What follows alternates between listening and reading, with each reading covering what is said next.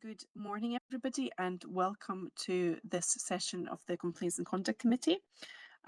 This is the first public session in this calendar year. And we have, obviously we're doing this online as usual. Should I drop off, the committee staff will let the attendees know until I can rejoin, or another member can step in as required. I think we've got the full contingent of members with us today, so that's excellent. I would also like to welcome Nancy Johnson to her first public meeting of the committee. Welcome, Nancy. We're delighted to have you with us on the committee. Thank you, Chair. Thank you. So we have a lot of reports. Helen, I've got you down, but I understand you've also brought some stuff with you as well. So we will have some variety in terms of who's speaking to us and presenting papers as well. Okay, and obviously we've got DCC Spears with us as well until 12. And then I think we've got colleagues. Do we have colleagues from PERC on the call as well? We do. I can see we do. Excellent. Okay, and in terms of apologies, ACC Lynn Radcliffe is an apology for today. Can I just check if there are any declarations of interest or any connections in relation to the items on today's agenda? And I can see none. That's excellent. Oh, and we've got Maggie, with us from HMICS as well. Welcome, Maggie. So welcome to everybody to whom I haven't said welcome. It's good to have you along. So no declarations of interest. I have not been notified of any other business. So I don't think there is any. Then we need to agree to take items 13 to 16 in private, and that's in accordance with section 20 of the SP standing orders. Are members content to take those items in private? Yes, very good. Thank you. Okay, so that leads us on to the minutes and actions from the previous meeting. Are members content to approve the draft minute of the Complaints and Conduct Committee, which we held on the 13th of November last year? Yeah, okay, I see no objections. Thank you for that. And that was the private minute, public minute. And then there is the public minute from the private meeting from the same meeting. Are members content to take the public minute from the private meeting as an accurate record? Yeah, and again, I see no objections. Thank you for that. In terms of the actions log and matters arising, I note that there are 7 actions which are proposed ongoing, and also 7 actions are proposed for closure. Now, I have had obviously a look at them, and I can find them on my screen now. And there are some that are proposed for closure, which have been going on for quite a while.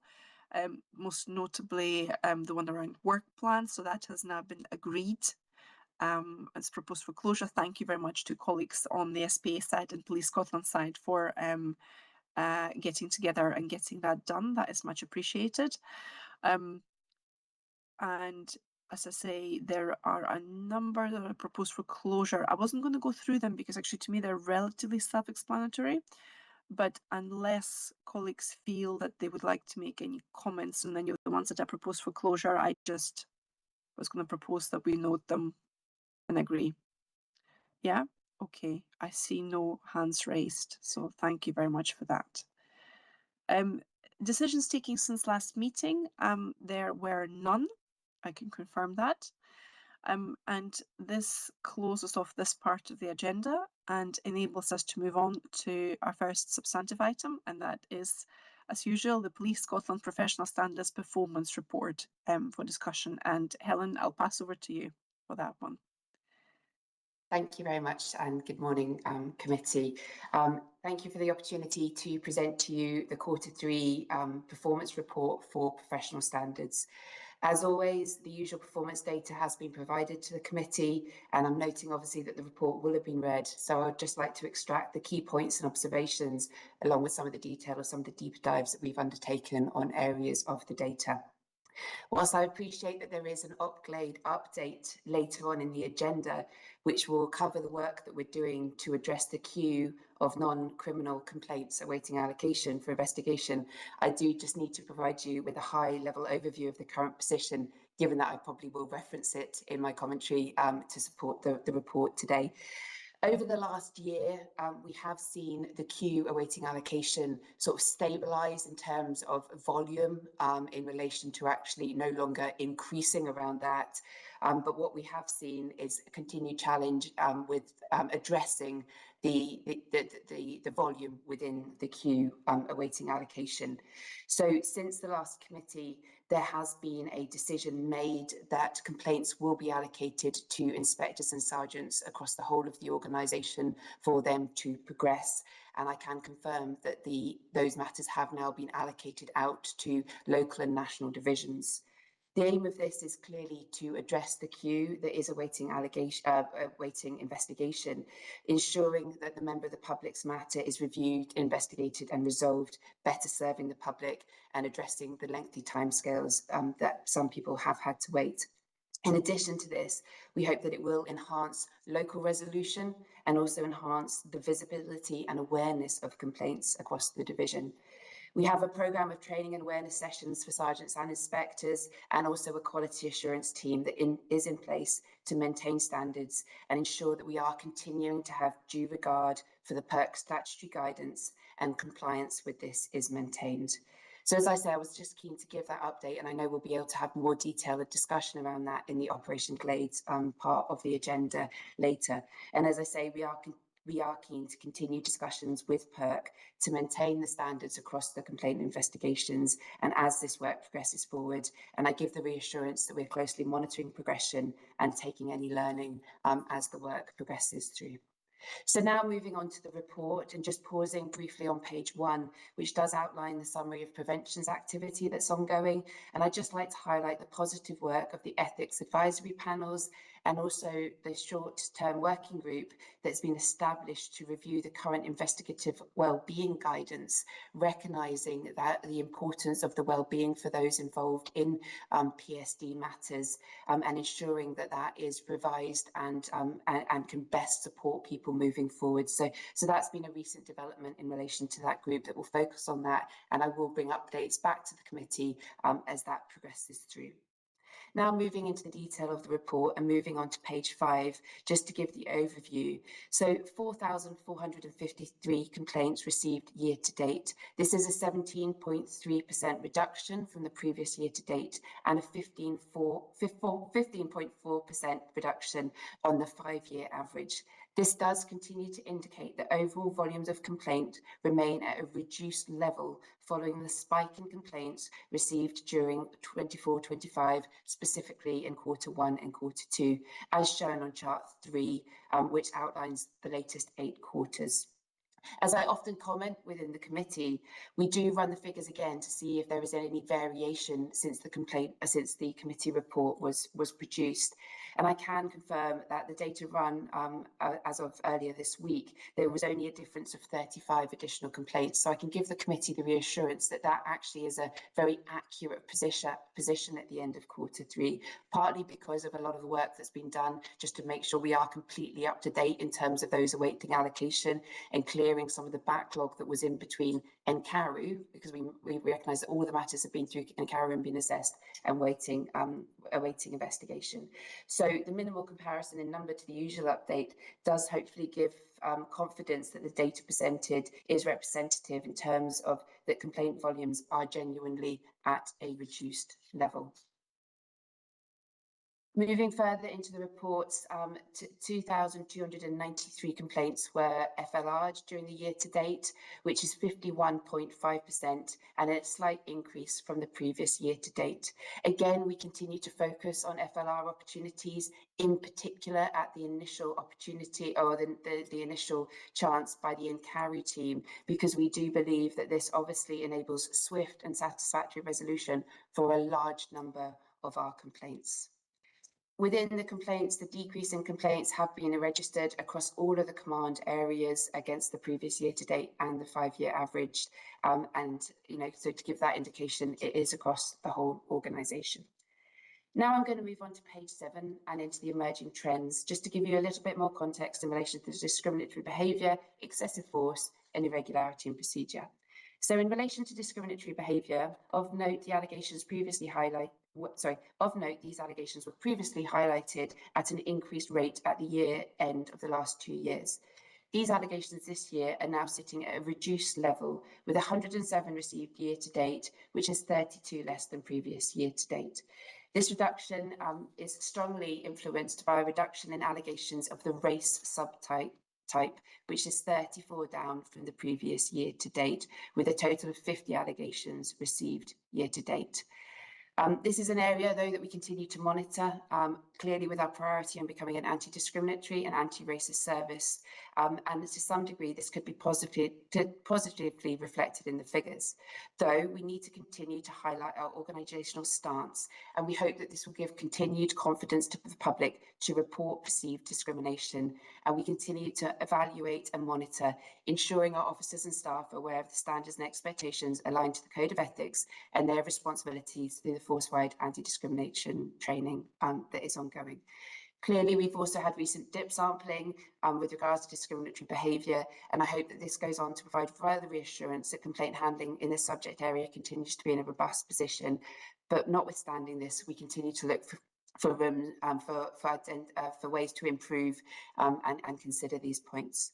What I would highlight within the discriminatory behaviour allegations is that those with a disability subtype have increased, with 32 being received year to date, which is an increase of 10 from previous year to date. It is recognised that this is low in volume, but we recognise the impact. So with that, we felt it was important to review. And we have looked at where the main areas of this increase have come from. There have been 7 in Lanarkshire, or an increase of 7 from the previous year to date in relation to those. But of note, a number of the allegations, 6 of the 8 allegations were attached to 3 separate complaint cases. So some of them, covered in more than, some of them relate to the same case, if that makes sense. So the primary health conditions involved in the discriminatory behaviour with a disability subtype, that the key areas are in relation to autism and also physical condition. Autism accounted for 9 and physical condition accounted for 8. These details are being recorded and captured through the complaint submission process and recorded on the complaint assessment forms. And developments in Centurion is enabling us to increase the data capture in relation to diversity, equality and diversity data, but clearly it remains voluntary on the part of the complainer and is not a mandatory aspect of the complaint handling process. The figures that I've commented here in relation to the data have been generated through an assessment of the primary conditions referenced by the complainer in relation to the alleged discrimination by the police in relation to that. So that's come from the complainer providing that information to us. The key themes in relation to the 32 discriminatory behaviours with the disability subtype, 17 of these related to the complainer being subject to police action. And the most common theme here was perceived incivility on the part of the officers, which related to 8 of those matters. And a further theme centred around perceived lack of consideration by the officers regarding the complainer's disability, which related to 4 of these matters.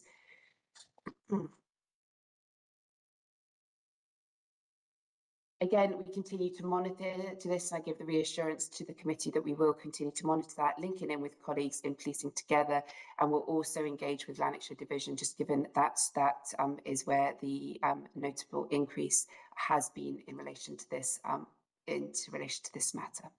Moving into excessive force, I will just comment that the 485 allegations of excessive force received year to date does continue to represent a decrease from previous year to date, but we still maintain to monitor that given the increase on the 5-year average. And we have done deep dives into the areas Forth Valley, North East and Greater Glasgow, listed on the report in relation to where those increases are most influenced by, noting that Q3 in each of those areas, the volume has dropped off. in Forth Valley, North East and Greater Glasgow continues to maintain in terms of a constant position. Volumes continue to be monitored and further detail can be provided if required for future committees. Finally, in emerging trends, irregularity in procedure, multiple subtypes of irregularity in procedure are noted in the report as being increased year to date, and further detail has been provided at previous committees in relation to this.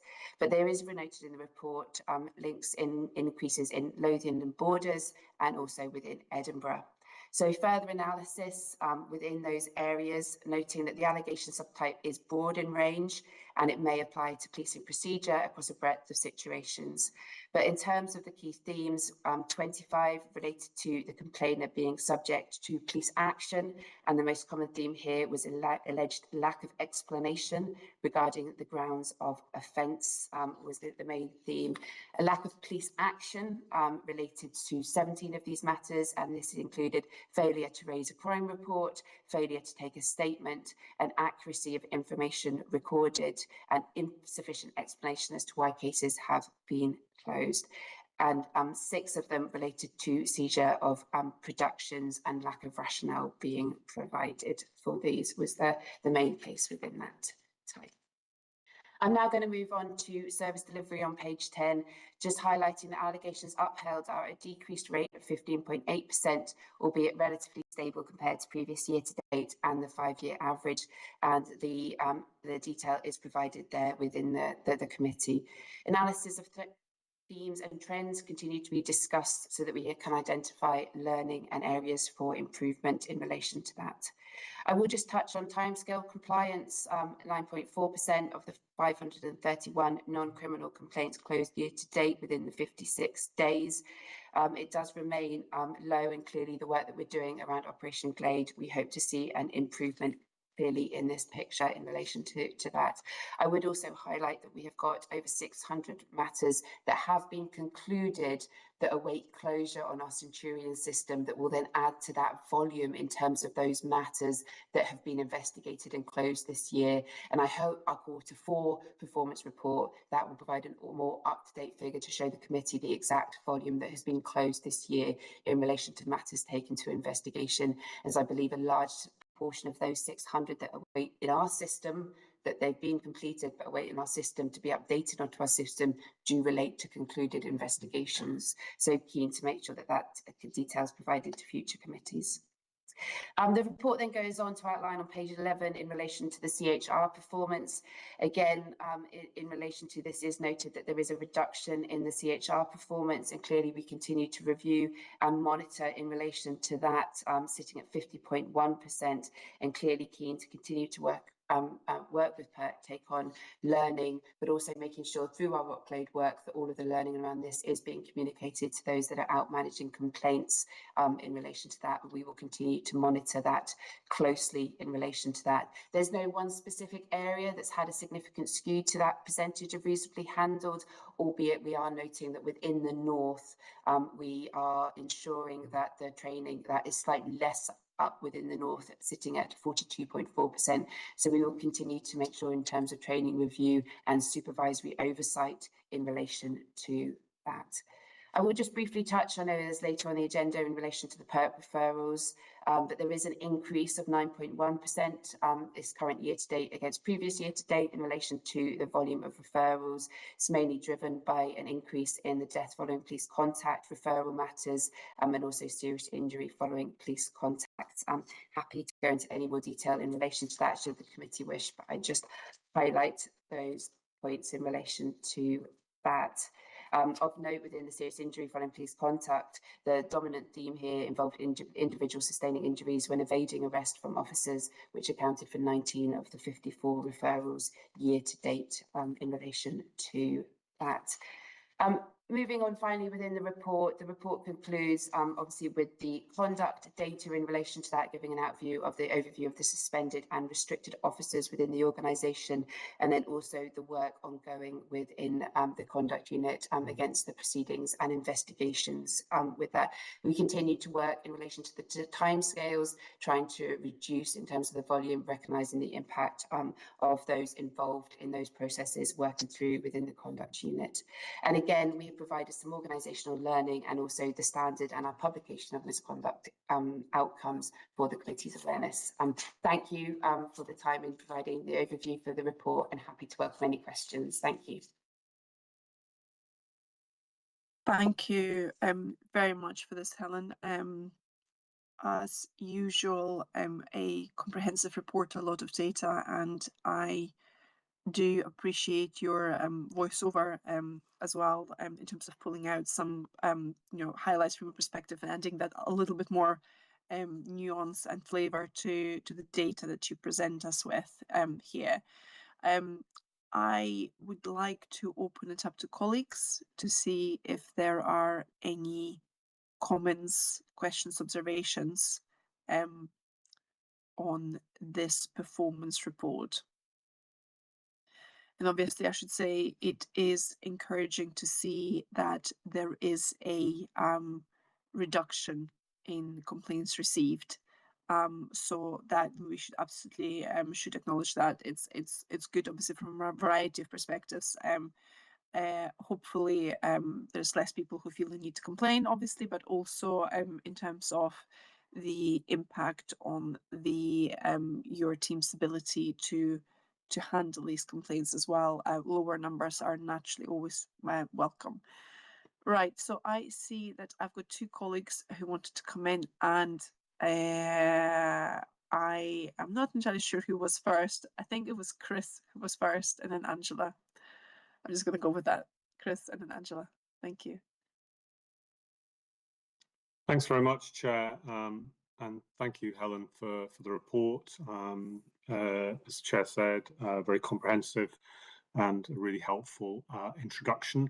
Particularly welcome the early focus on preventative activity. It's really good to read about that. I wanted to just pick up on a couple of things.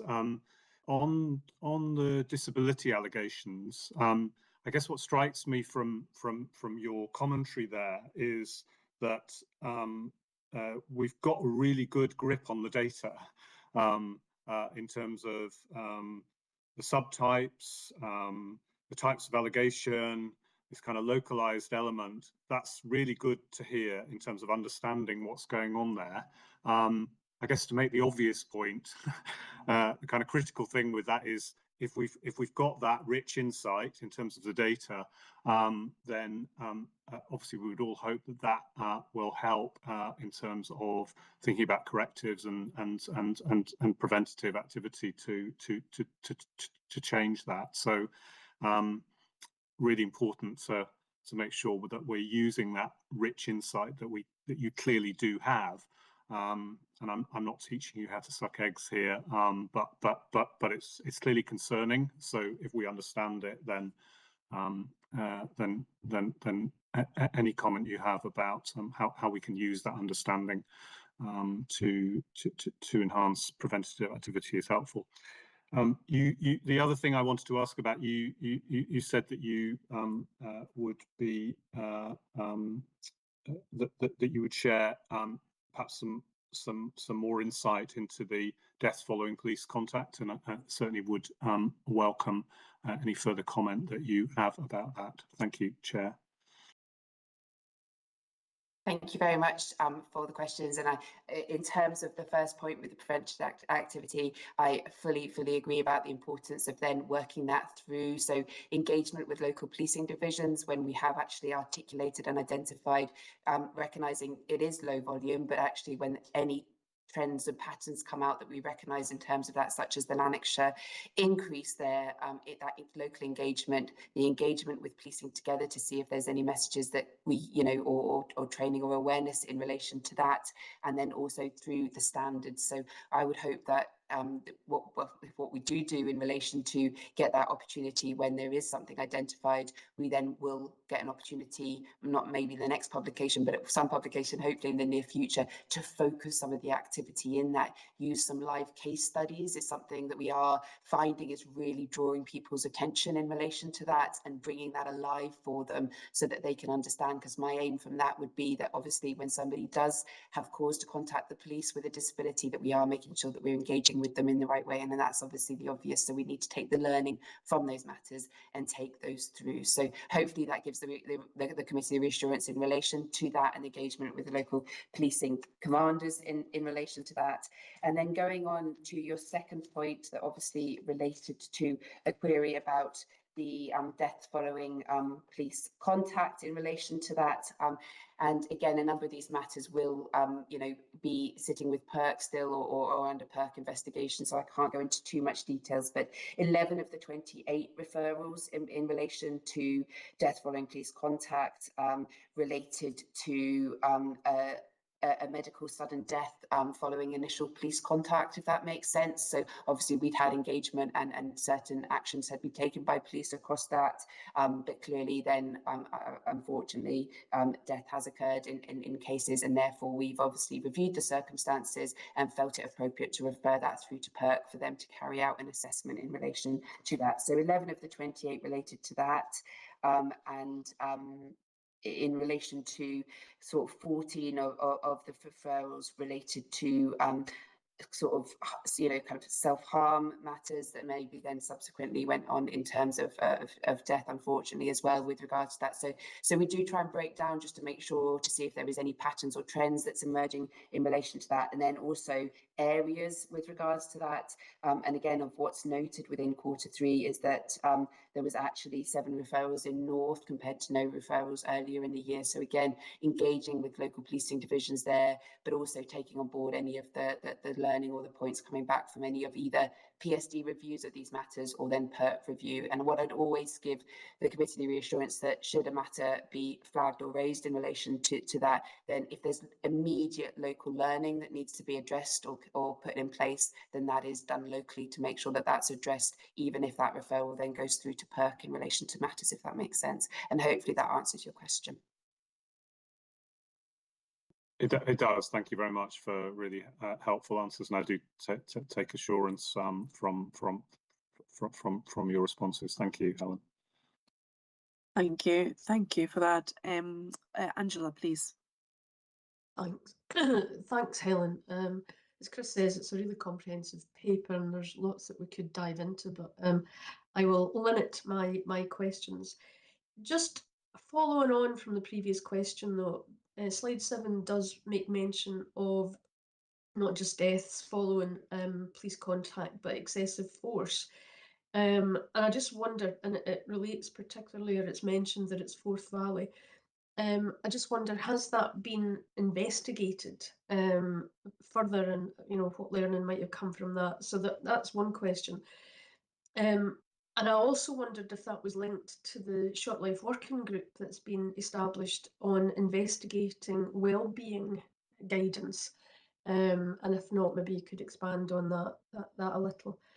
A couple other points: the number of referrals to PERC, and maybe we can pick this up at the item, the paper that PERC have submitted. I do wonder, I know there's strict guidance in terms of referral, but the numbers that don't proceed were quite high. I think it was 71%. And I did wonder, everything's subject to interpretation, and are we sure that we are interpreting the regs, the rules correctly? Because I'm just thinking that even an initial investigation takes time. And is there a way that we can, with PERC, make sure that our referrals are as appropriate as they possibly can be? And my final point is really a comment. I thought that the standard newsletter is great, and I think that if people are reading that, then that's a huge step in terms of encouraging learning and getting people to reflect on their own practice. I'm wondering, pension forfeiture is something that is maybe worth, and I know we need to be careful about this. We don't want to be able to identify individuals because it's relatively few people, but it is a further issue that is considered if there is misconduct and a person is dismissed as a result of their conduct on duty. So I just wonder whether or not we could reinforce as a deterrent more than anything that is a further sanction, as it were, should people be, found to have acted improperly or, you know, had gross misconduct levelled against them. Thank you. Thank you very much for the points you raise, and to make sure I try and cover them off. Firstly, thank you for the positive comments about the standard newsletter. We continue to try and promote that, and I think it's a really great opportunity for us engaging across the organisation with regards to that. With regards to your point about the wellbeing guidance and linked to excessive force, I think my initial thought is there isn't any immediate connection across the two, but where it would kick in would be if obviously there was an officer that was subject to a complaint. They might well go and then look at that for the investigative wellbeing guidance in relation to, it's really around those supporting mechanisms of somebody who finds themselves either a subject officer or a witness or a complainer in relation to a PSD matter. And what the Short Life Working Group wants to do is to make sure that is that wellbeing guidance kind of, has that been put together in the right way, because we've actually had a lot of feedback that obviously each of those categories of individuals that I've just mentioned are impacted in different ways in relation to matters. So it's actually really important that we draw through what can we do with wellbeing officers, wellbeing champions, and that type of thing to try and support people. So we are, you know, so I guess in a way it kind of takes into account all of the allegations, but you know, again, you know, the excessive force is one that we keep a close eye on in relation to that, given the volume, and then also the link to the Article 3 referrals, which obviously then goes on when it's an allegation of assault in relation to that. So hopefully that covers those 2 points that you've raised there in relation to that.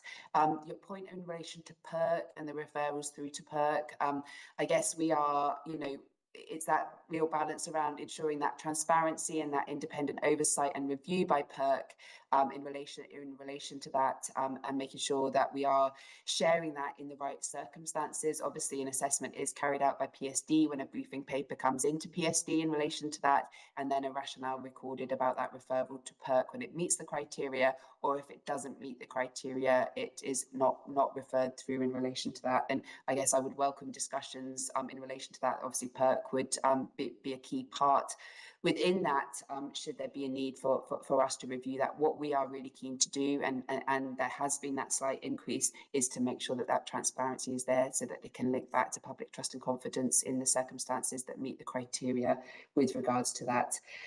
Your first question linked through to excessive force, and obviously we continue to identify that in relation to emerging trends, and obviously, as I said before, it is very closely linked to the Article 3 referrals as well. Clearly, if a member of the public believes that they have been assaulted, we'll obviously in relation to that carry out that review of the circumstances in relation to that, and obviously the Article 3 matters for the assaults are referred through to PERC.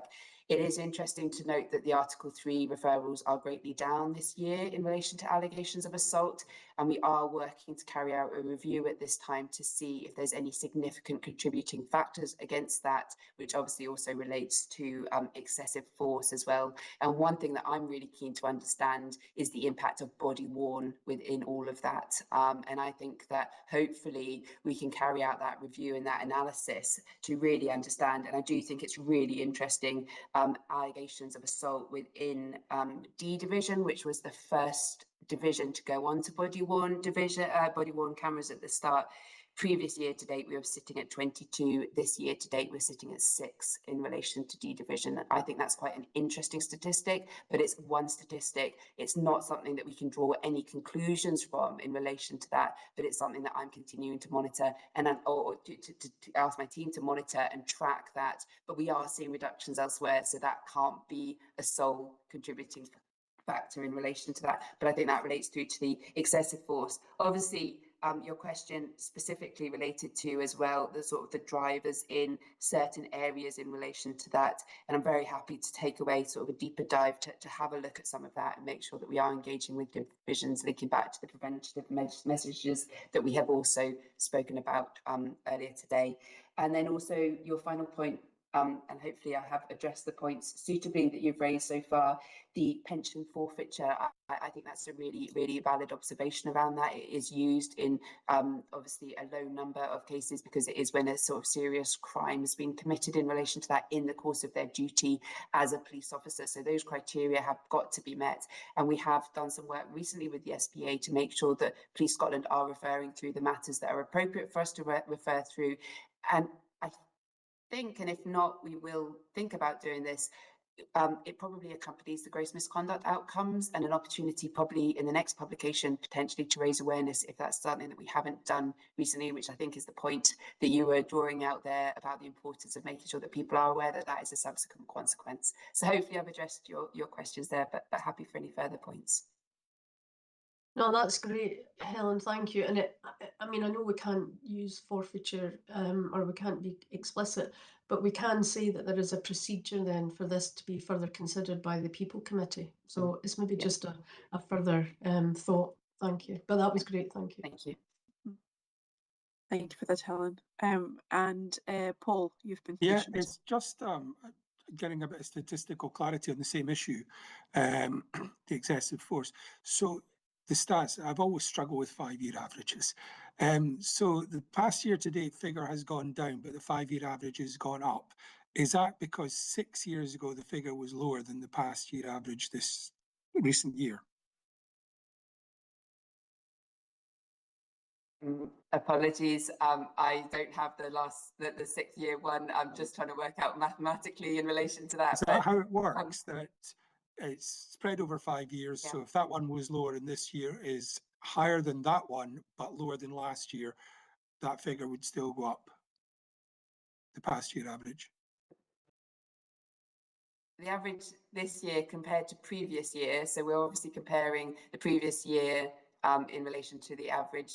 So this year is less than last year in terms of previous year. Yes, yeah, sorry. Okay. 5-year average has gone up. Is Yes. that because 6 years ago it was lower than it is this past year?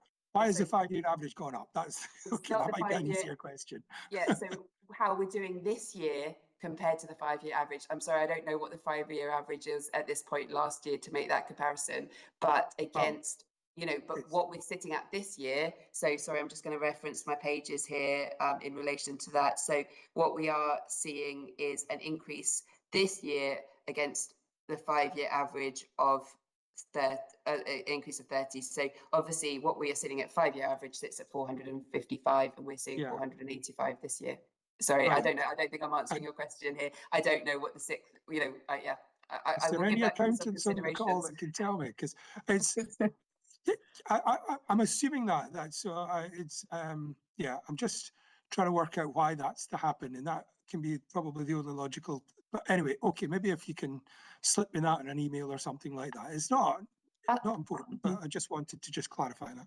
I think we've been above the 5-year average on a few points at this stage. So let me get that clarity for you. Apologies, if you could, and I will come back to you. Is that how it works? Yes, I will get that confirmed. Thank you. Thank you. Okay, thank you. No, absolutely. Well, the law of averages or the flow of averages, there's a lot of numbers, so I'm sure we can clarify that for you, Paul. But yeah, thank you for the question. Thank you, Helen, for committing to provide a bit more detail on that. Okay, I see no further hands up on this. And again, you know, I suppose this was really good questions from colleagues, and I've been listening to this, and what was going through my head is, when we talk about these numbers, we're talking about allegations, right, Helen? And please correct me. So not all of these are actually upheld upon investigation. So what we are talking is the subjective perception of those individuals who have, you know, felt strongly enough to come forward to Police Scotland and to submit complaints. And they're really, really important because, you know, whether subjective or objective, but they are subjective things. So I think, I suppose, upon investigation, some of those instances will substantially reduce, because I think at the moment it's what is it, about 16% of complaints that are upheld upon investigation. So not to minimize obviously the you know, the picture that this is painting, because, you know, even a subjective perception of the excessive use of force, etc., is important to note and to recognize. But there is this, you know, just to remind everybody, this is uninvestigated allegations at this stage, and then in terms of what kind of is being upheld is a substantially lower number as well. Yes, so Chair, if I can, 15.8% in relation to the upheld allegations in which the investigations have concluded, and that rate has been pretty stable against previous year to date and the 5-year average in relation to that. So, you know, that has been sitting there, but we continue to monitor that, and it will be interesting. Obviously, we've now allocated out that unallocated queue, so to see how that figure sits as we move through that, we'll be keeping an eye in relation to that. But there's always learning, there's always things that we can take forward, even from the FLR part, because again, FLR figures aren't included within that upheld. So FLR is concluded by explanation, by apology, in different ways through that initial contact. So again, that's another way that we still can identify learning. Yeah, absolutely, absolutely. No, that's a really good point. Okay, thank you. I see no further questions on this, so this enables us to move on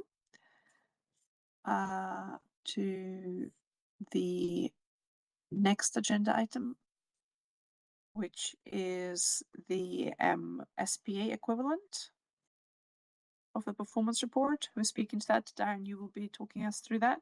Yep, that's myself, Chair. Thank you. Good morning, members. This is our regular quarterly report, which includes key statistics reflecting the position at the end of Q3 with comparison to the previous 7 quarters. As usual, I'll take the paper as read, but just call out a number of key points. And I'll pause probably at the end of each aspect just for any questions, if that's helpful, or I can carry on till the end. In terms of the 8-quarter view, so looking over that 8-quarter 2-year period, in the context of a generally low volume of relevant complaints and constituent allegations, the numbers remain largely consistent over the period. There's no significant trends of note. Again, recognising that volumes remain low, the majority of those complaints and allegations do relate to Police Scotland senior officers, recognising that we also have a responsibility in terms of complaints around about the SPA and SPA staff. 65% of allegations relate to on-duty complaints, the remainder to complainers' dissatisfaction with quality of service received. And early stage resolution, which is our equivalent to frontline resolution, continues to be an effective means of addressing complaints of a less serious nature, accounting for 26% of allegations closed during the period. Of those allegations closed during the period which did require formal determination, 35% of those were upheld. Of 20 complaints closed during the reporting period, 6 were out with the PERC's target of 56 calendar days or 40 working days, and 5 relevant complaints remained ongoing at the end of Q3. Chair, shall I pause there before I move on to the next bits, or will I just continue to give the overview and then take questions at the end? I think just continue, and we'll take questions at the end. Thank you. Also within the report, Appendix C is our most recent DIP sampling results. This is a DIP sample taken of cases closed by Police Scotland over the period Q2 of this year. I won't go into the specifics. The report is there to read. I think the important thing to note is that there are a number of findings and high-level recommendations, but which are broadly consistent with earlier exercises and audits. Then finally, just in terms of other matters to bring to your attention, the report provides details of the most recent meetings of the National Complaint Handling Development Group, which involves Police Scotland, ourselves and the PERC. It met in November and then most recently in February, due to meet again in May.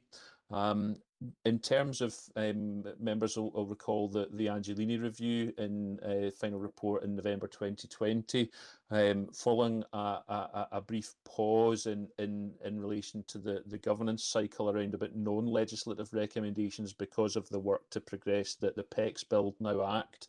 There has now been a further governance cycle around about those outstanding non-legislative recommendations. So all remaining recommendations for which the SPA was singly or jointly responsible have now been submitted for formal consideration that they've been satisfactorily discharged. This follows earlier committee approval over the last couple of years, but recognising there was a gap in terms of that governance cycle while the legislative recommendations were progressed. I'm pleased to confirm that despite a bit of a delay this year, the committee annual report for 24-25 is now published. And I would just like to express my thanks to colleagues from Police Scotland and the PIRT for their support in getting that across the line. This week, I participated in a public sector complaints conference in Edinburgh, along with colleagues from Police Scotland.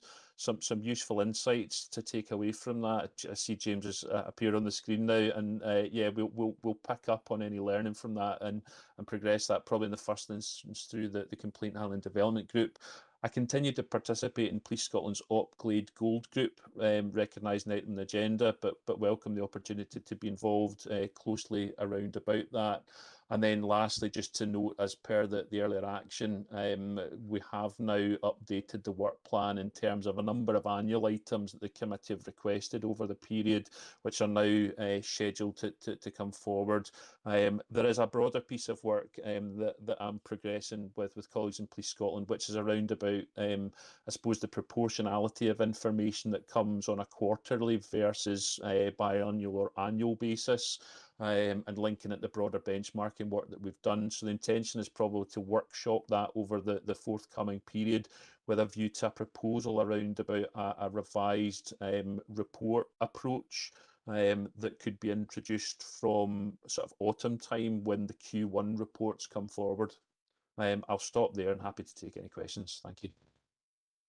Thank you very much for that, Darren. As usual, you cover quite a range of topics. And I see, Nancy, you would like to come in with a question, please. Thank you, Chair. Darren, you mentioned something which I was going to ask you about, which is the Public Sector Complaints Scotland conference, and you said that you and Police Scotland colleagues, in particular James, who was also attending, you got some useful insights. And I was wondering if you could give us kind of a preview of some of the things that you took away, recognizing you won't have had time to digest and figure out how to operationalize that. But is there anything that you can give us as a headline in terms of things that you felt were potentially relevant for us?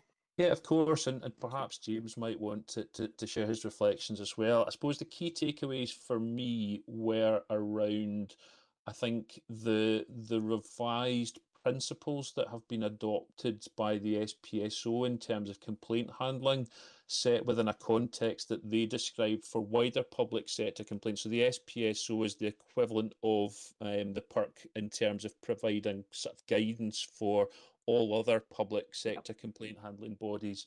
And there was a recognition that while we're talking about a kind of slight downward trend in terms of complaints, then the description elsewhere was actually these are growing, but with similar challenges as faced within policing around about resources.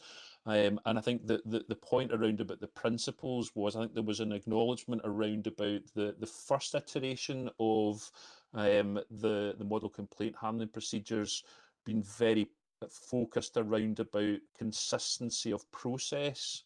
I suppose the thinking has moved more around about a person-centred and proportionate approach within that context. I think there was a recognition from the SPSO around about, perhaps more work that can be done to support organisations in the identification of organisational learning, recognising that, whilst there may be very limited instances of systemic failures, nevertheless, complaints can identify opportunities for improvement from a preventative perspective, but recognising opportunities for perhaps more guidance and support in that space. Probably the last thing I would comment on was a session at the end which was around about some broader academic research being undertaken alongside sort of social care, which was looking at particular dynamics around about complaints where, you know, in a scenario around about, I suppose, power dynamics between those who may complain and those who may be complained about, and particular vulnerabilities. And I appreciate there is not a direct comparison to policing, but there may be some useful learning to come from that when that research is published, which I think is anticipated around about early summer. James, I don't know if there was anything else you would want to add, and if that's a kind of a fair reflection of that I've taken. Thank you, Darren. James, please. Thanks, Chair. Thanks, Darren. I would agree with all your points there. I also picked up that all other organisations that were represented feel there's increased complexity with regard to complaints, which we feel the use of AI, dealing with our vulnerable complainers and having to spend obviously significant periods of time with them to understand the crux of their complaint, allegations, etc. One of the main takeaways, as Dan said, was the attendees feel that we should be complainer and outcome led at the very start of our processes, which I agree with. And for me, it was a great opportunity to network in person with people that I've met over the last year in terms of online WebEx, and to create some new contacts and hopefully get some learning from other organisations moving forward. So a really good opportunity, obviously, to be with Darren and other people from organisations who represented. So I thought it was particularly worthwhile. Fantastic. Thank you both. And Nancy, when I come back in. Yeah, I have to apologise and belatedly declare an interest, which is that the work that Darren referenced around complaint handling and social care is something which I'm involved in. It is a piece of academic work led by several Scottish universities, but which includes stakeholders across the piece. So apologies for declaring that belatedly. I'm wondering, Darren and James, whether there is scope for more closer work for both of you with the SPSO and potentially with this piece of work because of that power imbalance piece, which is very true in social care, but also the SPSO has done a lot of work in terms of complaint handling for children, where there is a power imbalance, and obviously in a policing context, there is a power imbalance. So just a thought. Thank you, Nancy, and no problem at all. We note your connection rather than a conflict. So, Darren, please. Yeah, I'm happy to come back in. I'm very thoughtful here that in terms of kind of volume, obviously Police Scotland is kind of is handling significantly different levels of complaints than the SP because of the nature of our responsibilities. So yes, I think in terms of the research work, it was very kind of headline kind of early findings, but yeah, I've kind of made a commitment to reach out. I think there's an opportunity there through the National Complaint Handling Development Group to kind of understand any learning there, and under James's kind of leadership of that group, we have engaged with the SPSO already, and with the kind of recognition of opportunities to do that going forward, acknowledging that they have no formal locus in terms of policing complaints, but nevertheless are a body from whom we can learn. I don't know, again, James, if there's anything that you would want to add, or if that's a fair reflection. Yeah, Darren, I would absolutely agree with that. And Nancy, absolutely happy to be involved in that if I can get on board. Thank you. Fantastic. No, that's really helpful. And thank you. I see thumbs up from Nancy. And thank you for that. I think it was a really good discussion, actually, because, you're quite right, Darren, to point out that from a policing perspective, it's the PERC that is the statutory body that obviously has got responsibility for overseeing complaints handling by Police Scotland. But at the same time, if I understand correctly, the PERC itself as a public body, in terms of complaints against the PERC, needs to be aligned to the SPSO kind of principles.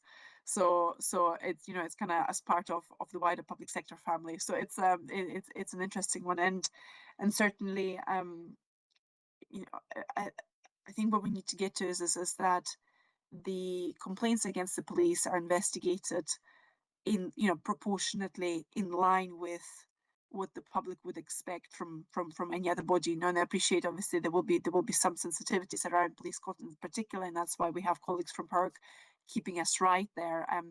But a lot of the complaints are related to service delivery effectively, and we are all kind of within the broader public sector service delivery space. I've got a bit of an insight into how certain things are done for in the NHS, etc. And again, you know, that's when we talked about power dynamics within the National Healthcare Service. There is similarly, there can be a power imbalance between the medical establishment and the patients. So I think there's lots of really useful themes, and particularly what strikes me is that complainant and outcome focused approach, because that is, at the end of the day, is what we're all after. It's about achieving the best outcome for the complainant, and whatever we can do through whatever collaboration we can between the PERC, the SPSO, Police Scotland, us, and, you know, whoever else we need to bring into the tent. The more we can collaborate in that space, the more I think we will arrive somewhere that has got the complainant at the heart and the right outcomes at the heart of the process as well. So a really good conversation. And again, Darren, thank you. As I say, you generally cover, it's a bit of an omnibus really of topics that you cover in your update. I think there were some kind of really good kind of points, observations there again.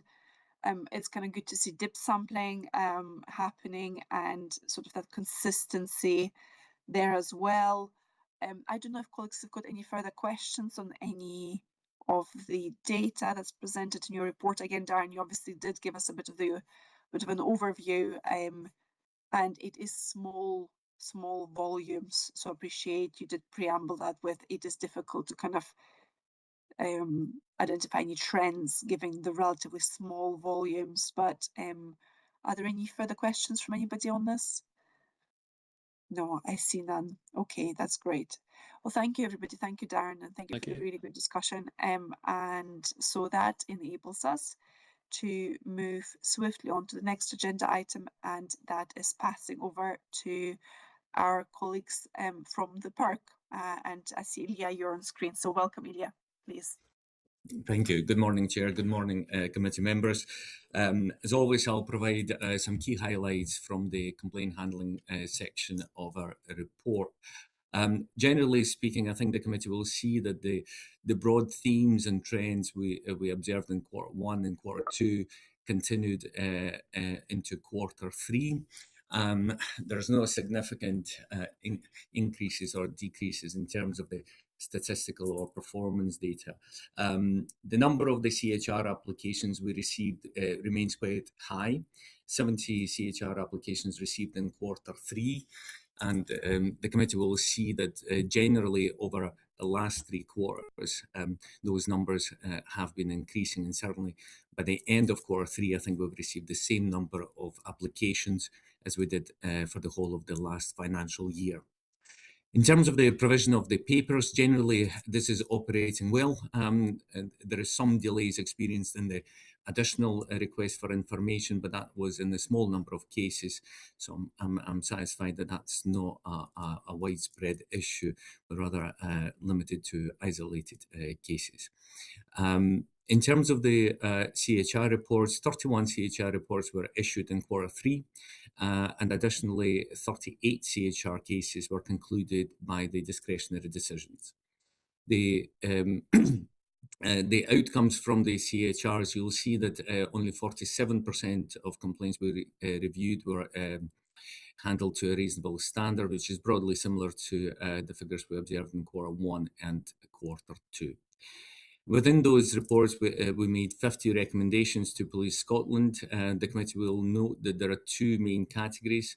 One is further inquiry, which accounted for 21 recommendations, And the second is to reassess the available evidence and to issue a further response, 16 recommendations in relation to that. In total, 37 recommendations for those two categories combined, amounting to 74% of the recommendations issued in Q3. The report contains a breakdown of the learning points that we made within the reports and discretionary decisions. Those are breakdown by the PSD areas, and hopefully will help the committee to understand the general themes and issues that we've identified and the learning that we've asked to cascade to the complaint handlers. There are no substantive update in relation to the four organisational learning points that have been outstanding for quite some time. We remain in communication with Police Scotland, but in terms of a substantial update on the progress, unfortunately, there has not been too much movement on those. There is a summary of our stakeholder engagement, including our involvement with the PSD induction training in October. Also, the practitioner forums that we held at the end of October, beginning of November, and also our engagement with the National Complaint Handling Development Group, as Darren mentioned earlier. The report concludes with a summary of the outstanding recommendations from our 6-stage audit. Again, we continue to engage with Police Scotland in this regard, but at the end of Q3, there are no substantive update to provide in terms of the implementation. And that's probably all that I have in terms of the key highlights. I'm happy to answer any questions, or alternatively, Mr. Brown could perhaps provide an update in relation to investigations. Thank you very much for this, Ilya. Appreciate that. I think members are by now used to the format of your report, so and your overview is really helpful as well. Are there any questions from colleagues or any observations at this stage? Nancy, please. Thank you, Chair. I'm not sure if this is the right time to ask, so if it's appropriate to respond later, please tell me that. I was interested, given the conversation that we've just had about insights from the Public Sector Complaints Scotland Conference and learnings from the SPSO processes about being outcome and complainant focused in terms of process. I was interested to read in your report that one of the themes that comes up is inappropriate application of frontline resolution. And I was curious to understand whether in the cases where you concluded that there was inappropriate use of frontline resolution, were those cases where the complainant had been satisfied with the outcome of frontline resolution, or where they were unsatisfied with the outcome, to try and get a sense, because I can obviously see the very strong advantages of frontline resolution in terms of an efficient, cost-effective process, because we're all subject to cost-effective concerns. And if the complainant is satisfied with the outcome, that would seem to me to be a critical criteria in the appropriateness of frontline resolution. So I don't know if that's something you can expand on a little bit, either now or later. Thank you. No, absolutely. So I think the first point to make is that we actively encourage the use of frontline resolution because, as you correctly highlighted, it's a very complainer-focused approach and could be very cost-effective. And in reality, it's designed to provide a very quick remedy to the complainer's concerns. But I think this is where perhaps there is maybe a significant difference between the wider public service and the complaints about the police, because some of the complaints that members of the public make, by their nature, by their seriousness of the allegation, they're not appropriate for frontline resolution in terms of our guidance. In terms of our learning points about inappropriate use of frontline resolution, when complainers come to PIRG for a review, they come to us once they've received a substantive response from Police Scotland. They've received a formal response letter from Police Scotland. In terms of the sequence of events, the frontline resolution would happen at the very start of the process. And if the complainer is not happy with the resolution offered, they will ask for complaint to be escalated to the what SPSO calls stage 2. So in effect, when individuals come to us for a complaint handling review, it's usually when the frontline resolution has been attempted and it failed. The complainer asks for the complaint to be escalated to a full complaint inquiry. And at the end of the complaint inquiry, they received a formal response from Police Scotland, and they still remain dissatisfied. And it's only at that stage they would come to the PIRG for a complaint handling review. During our review, we will examine how Police Scotland handled the complaint from the very start to conclusion. And at that stage, if the allegations were very serious or arise from a very serious incident, we would potentially criticise attempting to resolve it via frontline resolution. So we're talking about potentially allegation of racial discrimination, which, or any other discrimination which we do not think are appropriate for frontline resolution, because but part of the process of the frontline resolution is that a lot of this resolution is done over the telephone or direct engagement with individual, maybe occasionally email correspondence. And I think some of the allegations that are serious, they require full inquiry and a formal response from the policing body. So it's in those instances where we think that the nature of the complaint was not suitable for attempted frontline resolution is when we potentially identify learning points that frontline resolution should not be attempted. So I know it's a long answer to your question, Nancy, but generally speaking, when we make those learning points about inappropriate frontline resolution, it's when the frontline resolution failed, it's then been escalated to a full inquiry, and at the end of the full inquiry, the complainer still remains dissatisfied. Okay. Thank you for that, Ilya. Nancy, you wanted to come back in? Yes, please. Thank you, Chair. I'm really pleased to hear that your principled position is that you're very supportive of frontline resolution. That's encouraging to hear. It sounds like for some of the categories where there has been a finding of inappropriate use, for example, in cases of racial discrimination, there is also an element about process. And if the engagement by Police Scotland had been face-to-face rather than just telephone or email, the whole outcome might have been different in the sense that the complainant might have had a different satisfaction level with the frontline resolution. Is that a fair comment, or is that me reading between the lines and doing 1 and 1 and getting 3? Nancy, I think our view is that the front resolution is a very effective tool, but it must be utilised for low-level service complaints, which in general is the majority of the complaints that Police Scotland are receiving. Police Scotland are utilising frontline resolution for to resolve approximately 50% of the complaints they're receiving, which is good. And naturally, if that could be increased, that would relieve some of the pressure from the complaint inquiry, complaint investigation teams. So again, we're very happy to encourage good, effective frontline resolution, but only in cases where it is appropriate to do so.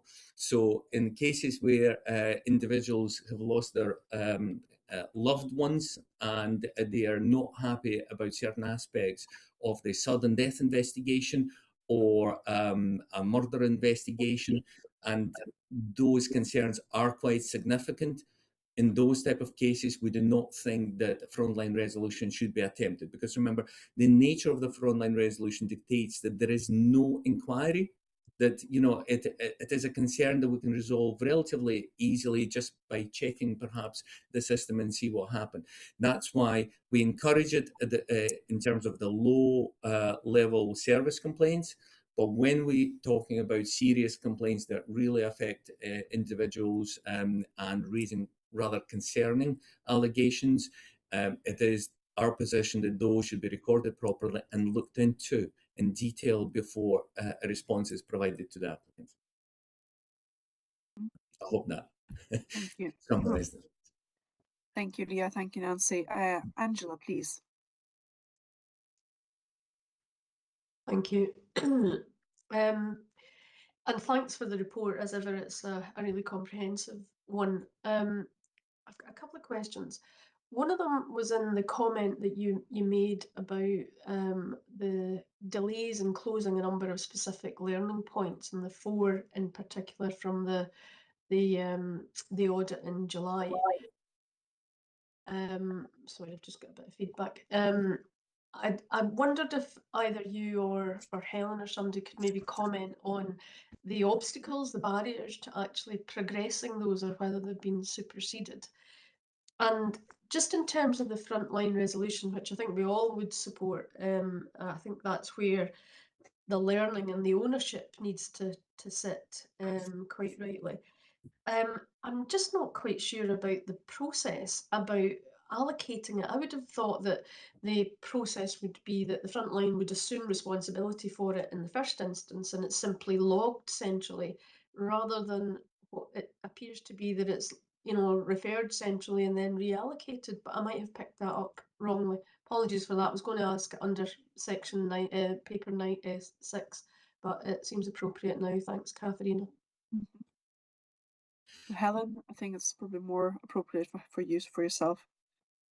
And you're on mute. Yep, no, thank you.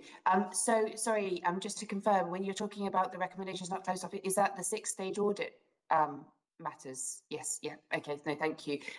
So I think I would be keen for Police Scotland to meet with PERC. There was a meeting back in November, and I think some of these had been discussed and addressed. There's also been some elements of the BDO report as well that's obviously superseded some of them as well around some of the work that we're doing. So if the committee were happy, I'm happy to take away an action just in relation to taking those away. That there was a meeting in November where there were certain points. So our position is potentially slightly different to that of represented within the PERC report. So can we take that away just to discuss and bring that back to the next committee? I appreciate there's time delay, but I think some of the circumstances have changed around some of it. So if that would be all right with the committee and with Ilya, we'll take that away to have a discussion on that one.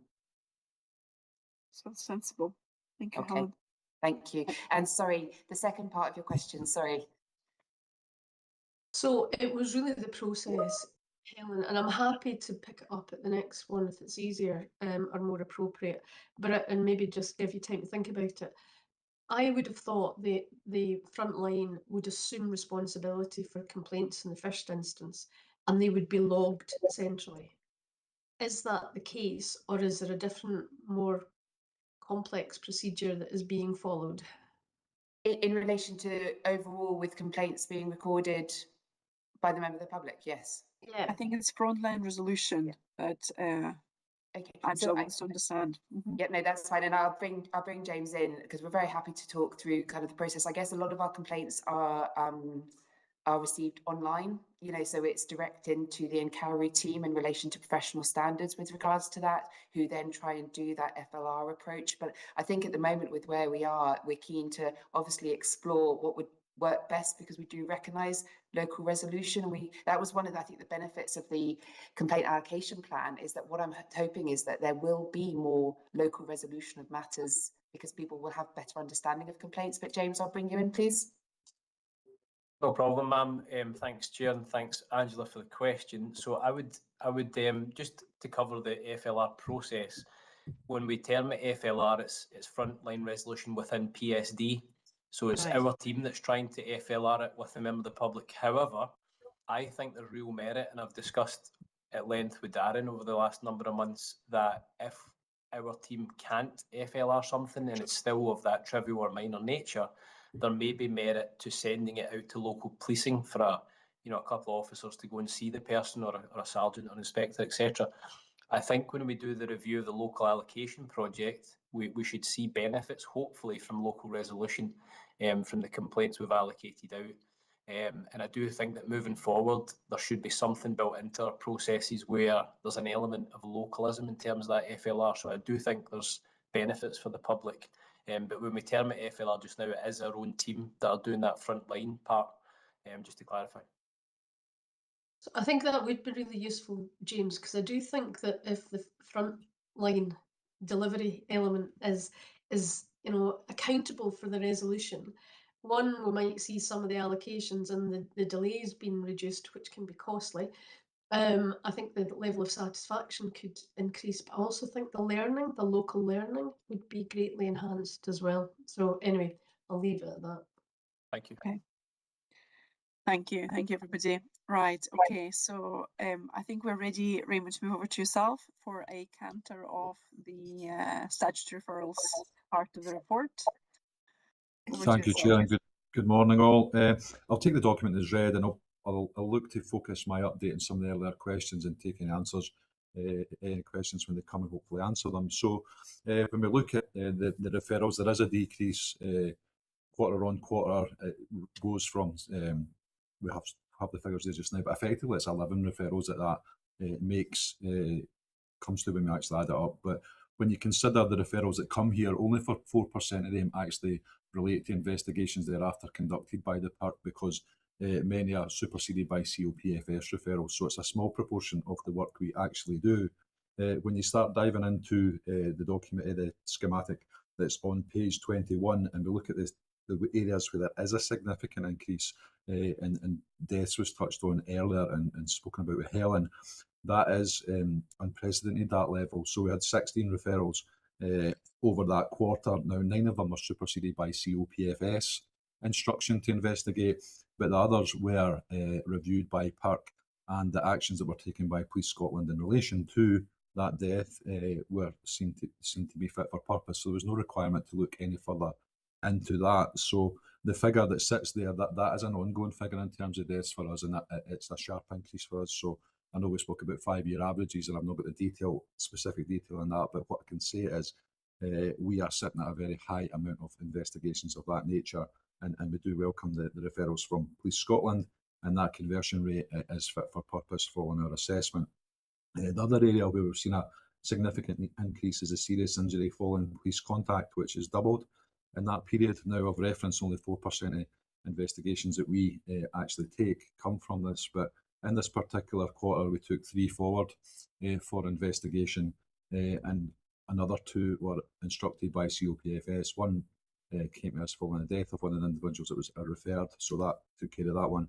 But the other one, when we actually looked at the serious injury, we spoke to COPFS, and in fact, that advanced as an Article 3 criminal complaint. So that gives you some context that 25% of those that were referred, they now lead to investigations in here, albeit different mechanisms to get them there. So there very much is scrutiny on what is submitted here in terms of referrals, but again, it's for Police Scotland to determine what they refer and in line with the legislation that's set out. When we look at on page 23, there's reference to body-worn video footage and instances where it's maybe not been applied as it could have been. We are very much engaged with Police Scotland through the practitioners forums, which mention the stakeholder engagement. And what we will look to do is feed that back into there so that we can identify any potential learning, share it back into Police Scotland quick time, so that any guidance or whatever it may be can land at an early stage. And when we're speaking about body-worn video, we have fed back into the 6-month review of the SOP with some findings or some feedback rather, in terms of how we've seen it being applied. So there's kind of 2 aspects running there. The other bit I'd like to probably touch on, and it was something that I spoke about the committee some time ago, during ACC Houston's time actually, and it relates to recommendations. A lot of work went previously into the recommendation space when we were going back to Police Scotland with some findings from the matters we were investigating. And you'll note there that particular space in the report is somewhat lighter than it's been previously, and that's because the turnaround time for the recommendations going back to Police Scotland and action getting taken in terms of the approach in relation to that is within the time frame that's set. So that's really positive. The one that is there, I know ACC Houston gave some reassurances that moving forward they look at the effectiveness of them, and I can't comment on how that sits. But what I would say is the one that does sit there relates to a taser deployment, and I'll rehearse the actual circumstances. But there was two very similar within this year, and they very much at the a close proximity time. And the two recommendations that went back were acted upon, and I think maybe to give the committee some reassurance, we've not seen any other like instances. I'm not saying that it's not going to happen, but we've not seen that, so we're probably a year or so away from them actually happening. So the learning piece that goes back to the recommendations and the work that Police Scotland and PD have put in place has probably supported that particular piece of work. And finally, just going through the stakeholder engagement, it's very much as read. The key bit I would flag up is all around the sort of organisational learning and good practice work that gets done through the Article 3 and the business as usual practitioners meeting, which is now bearing a positive line of communication and platform to get that learning embedded into the daily business. So that's a real encouraging piece of work that's ongoing there. And other than that, it's really just the highlights that I flagged there. I know there was particular areas that potentially Angela or Christopher was mentioned earlier that they may like to explore, but in terms of the report, that's just a highlight of what I would see potentially relevant for this morning. Okay. No, thank you very much, Raymond. Thank you very much for the report and for the really useful narrative as well, pulling out some of the key highlights. Absolutely, really helpful. And yeah, thank you for pulling out hopefully the positive impact of the implementation of the recommendation. I think that's just closing that feedback loop, and it's really good for us to see. Nancy, you would like to come in, please. Thank you, Chair. This is a broader question, and I appreciate PERC may not be able to comment at this point, and but if that's the case, if you could commit to reporting back to us at a later date. The High Court in Glasgow recently found David Campbell guilty of murder of Brian Lowe due to a shooting incident in February 24 in Aberfeldy. And there were some widely reported failings by Police Scotland, who failed to identify that it was a shooting with shot put pellets. It is also widely reported in the press that First Minister John Swinney submitted a complaint to PERC about this. So I was wondering, are you in a position to give us any update on that? And if not, could you give us any update in terms of a timeline for when you might be in a position to give us an update? Thank you. So in relation to that particular matter, it was a public interest matter that was commissioned here, and it was reported in the Procurator Fiscal. So that was submitted in August last year, our report, and it was very much sub judice in terms of that case. So we've reported our findings to COPFS, and it would be for them to determine the next steps in terms of our report, because of the nature of it, essentially. So we've reported it to them, then it's for them to decide. Now, they may have taken certain action in terms of the judicial process. Again, that would be a matter for them to comment on. So it's not something I would look to comment further on this or provide any further detail on in terms of specifics. Thank you. Thank you. I mean, thank you for the questions, and thank you, so Raymond. I appreciate it. Was obviously, as you said, sub judice for a period of time. But now that I think it's been publicly reported, so if we were to kind of want to understand a little bit more around, I guess, what's from a learning perspective, who would we need to approach? COPFS? So our reports are confidentially COPFS. Okay. My understanding, and Helen may be able to advise on this, that COPFS may have shared that with Police Scotland. I can't say for definite. I can certainly come back if that's the case. Helen may already know, but that's something I could come back with, because I know the question that you're probably asking, Katrina, is there organisational learning that can be taken from that to safeguard future instances round about the specific aspect that has been highlighted through the process. So absolutely. I think everyone would be supportive of embracing the learning. It's just probably something that, well, I wouldn't speak about in this forum. Understood. But I could take that away, and unless Helen has answered just now, I could take that away and maybe come back separately to let you know what that flow of information actually is and may look like. That would be It's really not a very helpful. discussed. Yeah, even from a principal. I mean, I don't see Helen putting her hand up, so maybe just a bit of an explanation to us, even exactly, you know, what can be. Oh, Helen did put her hand up.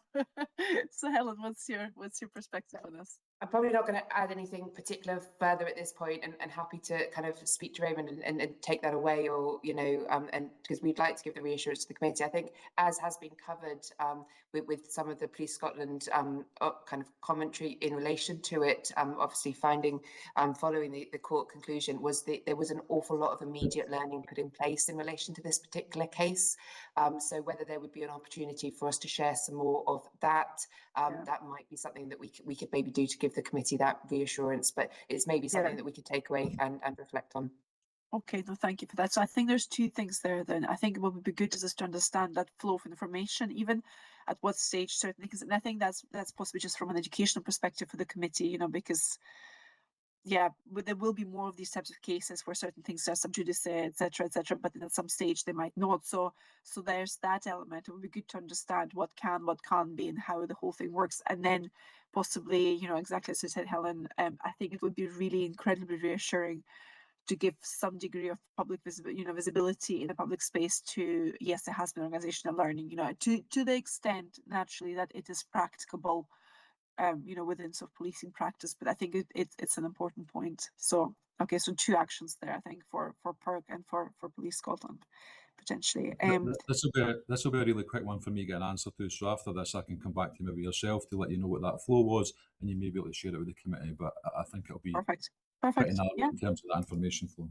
Yeah, no, I think that's what we're after. Thank you, Raymond. Thank you for that. And I see Chris, you wanted to come in as well. Yeah, thank you, Chair. Thank you, Raymond. As ever, I'm just going back to page 21 and to death following police contacts. Obviously, you referred in your remarks to my question earlier and to Helen's response. I don't know how much more either of you can say for obvious reasons at this point, but I guess I'm looking at the report and I'm seeing it pointing, if you like, my antennae are going in two different directions. On the one hand, I'm taking some assurance from the 7 referrals that were assessed as not requiring any further action, and on the other hand, I'm pointing in the direction of concern in terms of the 9 superseded by CPFS directions, and you did refer in your opening remarks to the unprecedented increase. So I don't know how much more can be said in relation to this at the moment, but I did want to flag it. I think it is unprecedented. We're in a period of excessive increased demand round about this. In terms of the one that are superseded by COPFS, they're ones we would expect to be. So Police Scotland will refer it to us, but at the same time there'll be a death report that will go to the SFIU. They'll consider it and the two of them come together. So that's that mechanism. The ones where the COPFS wouldn't instruct, we're already looking at them because we've got them from Police Scotland. So given the nature, they get scrutinised in detail to make sure that any decision we make is fit and proper. And when the referral comes in, it will come in by way of a paper, and we will read that paper, but we'll also explore further for other information, so on and so forth, to make sure that we're absolutely satisfied that there's not any requirement to conduct an investigation. So it can have quite a bit of detailed discussion between ourselves and Police Scotland when the fiscal hasn't instructed it, because we have to make sure we are applying the safeguards that we need to do to make sure that we are applying our role properly. There is certainly ones, and generally it's very difficult to give you a full spectrum of scenarios. That's almost impossible. But there are occasions where we do take on these type of investigations when they're not instructed by the fiscal, so we don't always accord with the fiscal's view. we will explore where we feel it's necessary. And in order to make that assessment, we do go into significant detail to understand the circumstances over and above the initial referral paper to make sure that we're absolutely doing the right thing. So there is a real high degree of scrutiny applied. I don't know if that answers your question in total, but it's just to hopefully give you the reassurance that we do have a keen eye on these particular matters. Yeah, no, I appreciate that, and that's helpful context. Thank you. Thank you. Really helpful. Just out of interest, Raymond, so when you're notified of death in police custody, like would you expect to be notified immediately, and would you attend immediately? So that was the death following police contact. Death following police contact. Sorry. Yes. Yeah. Yeah. So we would. It really depends on Police Scotland's timing and them gathering information, but we would expect to be told as soon as possible. Okay. And that early notification is absolutely critical, because that's the sort of golden hours, if you like, in terms of understanding what's happened there. Some of them are slower time because of the nature of the mechanisms within Police Scotland, which I couldn't possibly comment on. But as soon as we get made aware of them, we will look to have interaction straight away. Okay. No, that's really helpful. That's the Thank point you. about deaths in police custody, just to cover off that, just to mention that we would expect to get told right away, and we would deploy right away because of the nature of those. Of course, absolutely. Well, that's reassuring. Okay, thank you so much for that. Helen, you wanted to come in? No, I was just going to add to that, just to reinforce that point. When it in custody, we also then will be looking at implementing post-incident procedures in relation to that, which obviously then balances the investigation and the engagement with PERC in relation to that against the well-being and the welfare of the officers and the provision of statements as key police witnesses. So there is a whole process that would stand up very quickly, and should stand up very quickly when there's been a death in custody. Okay, that's helpful. I think, again, that's reassuring. So there is that robust process and due diligence around that, and sharing and transparency. Okay, good. Excellent. Okay, well, thank you so much for that. Again, as usual, a very interesting discussion around the standing agenda item from PERC. So thank you both Ilya and Raymond for this, and colleagues for questions, and obviously Police Column colleagues as well. This enables us to move to the next agenda item. Colleagues, do you want a quick 4-minute comfort break before we launch into Operation Glade? And purely, I need to blow my nose. I'm sorry, too much information, but otherwise it will not be pretty. So maybe if we reconvene at 25:02, so we'll try and be as on time as possible. Okay, thank you.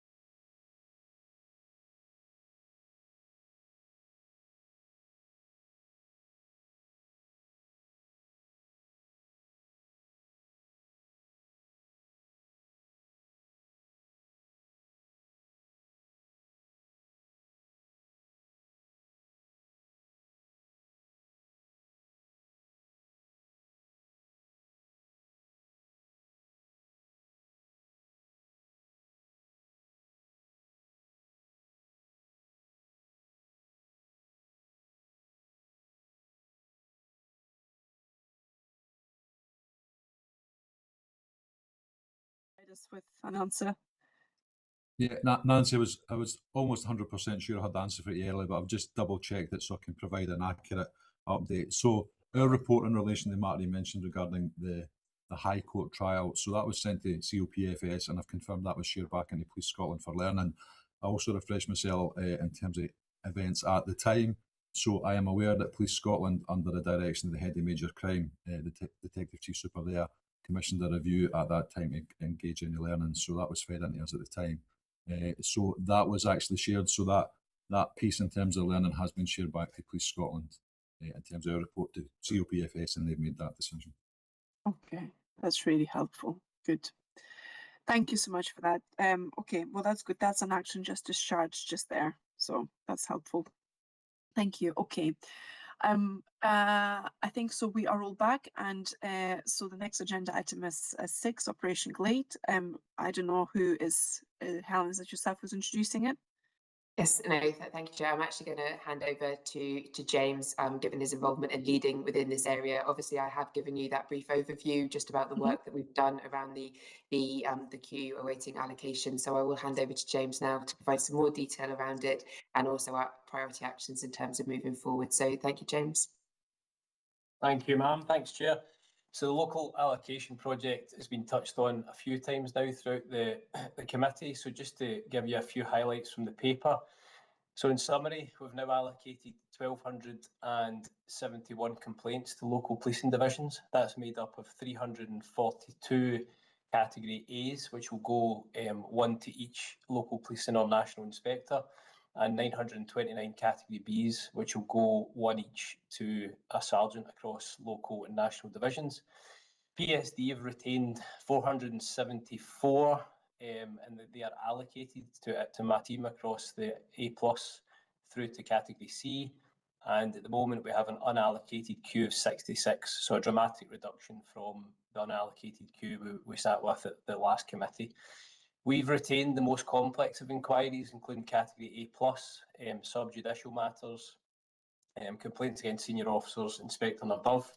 And we did a review of our complex complaints that maybe don't meet the threshold for category A+, however have a high number of allegation types or heads of complaint. And we've retained our police-made complaints. So in terms of our Carew demand, we're still seeing circa 35 to 50 new complaints per day. However, our assessment queue has fallen by 467 to approximately 127 at the time of report. And just to give you the figures as per today, it's 179 waiting assessment. So a great reduction by the team since the last committee. In terms of resourcing, we now have a dedicated Chief Inspector within the Carew who deal with frontline resolution, which we touched on earlier, and our CHR business. Unfortunately, we've lost our 5 task force resources who were seconded from local policing, and they will return to their respective divisions due to the Operation Glade local allocation project. We are proceeding with our probationary sergeant programme in terms of the allocation of category B complaints, which in March should see another 117 complaints go to probationary sergeants to increase awareness across the front line. In terms of our learning, Darren touched on the National Complaints Handling Development Group, which sat in February, and we have our next meeting scheduled for May. In terms of the BD audit, I've attached the Short Life Working Group Action Plan as an appendix for members to have a look at that, and we'll sit every month in an attempt to close those actions off. And in terms of the Path to Green action, within the paper, I've documented some short, medium and long-term actions, which I'm happy to take questions on. But in summary, I feel that by progressing the short, medium and long-term actions, we should keep the backlog down to a reasonable level across the board. So happy to take any questions on the report. Thank you very much, James, for that, and thank you for the report. This has obviously received a fair bit of attention over the last year and a bit, and we knew that this was one of those kind of difficult problems for the team to address, just because of the sheer size. And obviously, again, it's well rehearsed that the failure to allocate these complaints in a timely manner then resulted in failure to start the investigation instead of bringing it to a conclusion. So it is to be welcomed, naturally, that you've now undertaken work to allocate these complaints. Now, naturally, allocated doesn't mean necessarily investigated and brought to a conclusion. So although they've been allocated now for investigation, it doesn't mean that they're kind of closed off yet. But it is so, and obviously you've taken a number of different measures that are relatively clearly set out in your paper.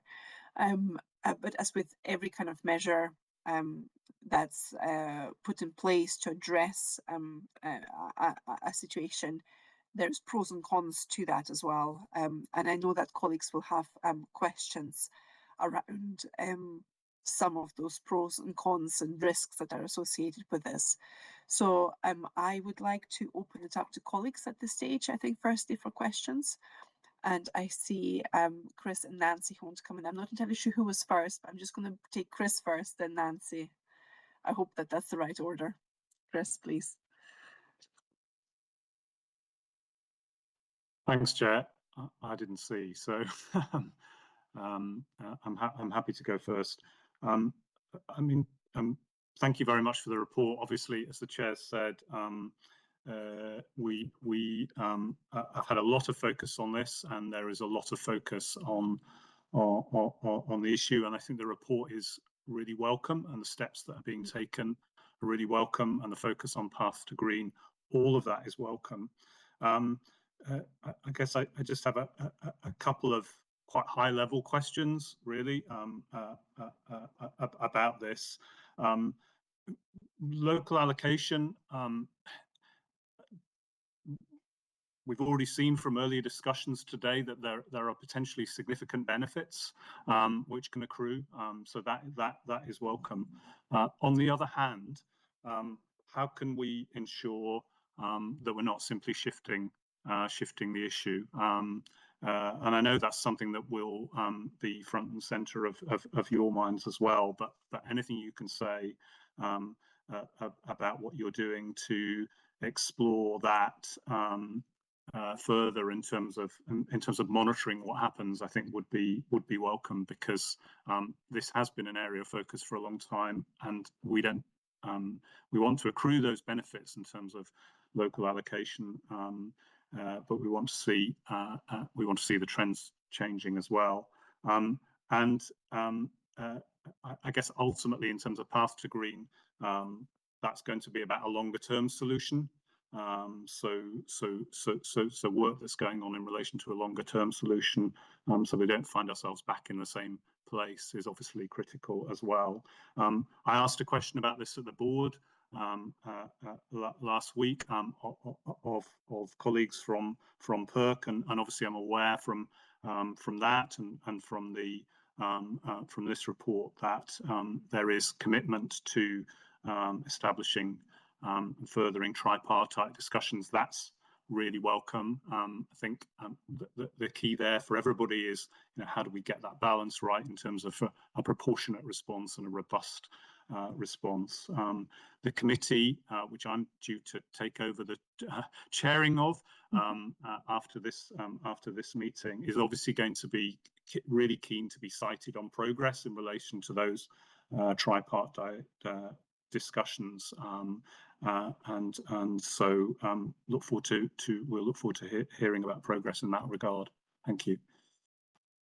Thanks, Chris. So the first point round about how we're going to track things. So for me, the allocation to local national divisions, I think I've referenced before, is probably the first chapter in the book, and how we close off these matters from members of the public. So for me, it's about we track progress. So there's fortnightly meetings with the SPOCs in each division at Chief Inspector level, which are chaired by myself, and I'm looking for divisions to report back on metrics round about key touch points in the process. So have they made contact with complainers yet for each complaint? have the agreed allegations or heads of complaint, and thereafter the third and final touch point will be, have they commenced final letters before they come back to the Scotland PSD department for quality assurance.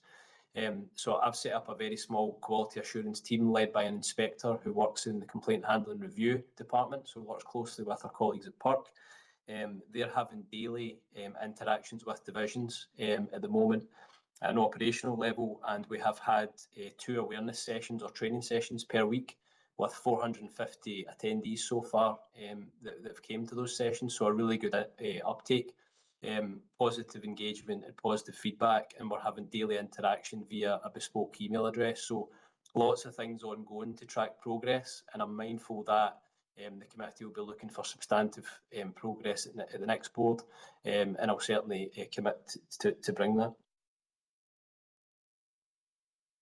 And the second point regarding the path to green, obviously an assurance from myself that the short term actions round about supporting the local allocation plan, the rollout of our awareness sessions, which are already underway, and addressing the new demand within NCARU non-criminal investigations in a proportionate manner, which are the kind of short-term 0 to 3 month actions. An absolute commitment that we'll follow through in them, and committed to working with yourselves and our colleagues at PERC in a kind of tripartite, hopefully a couple of days workshop, I think will be required to talk through how we progress.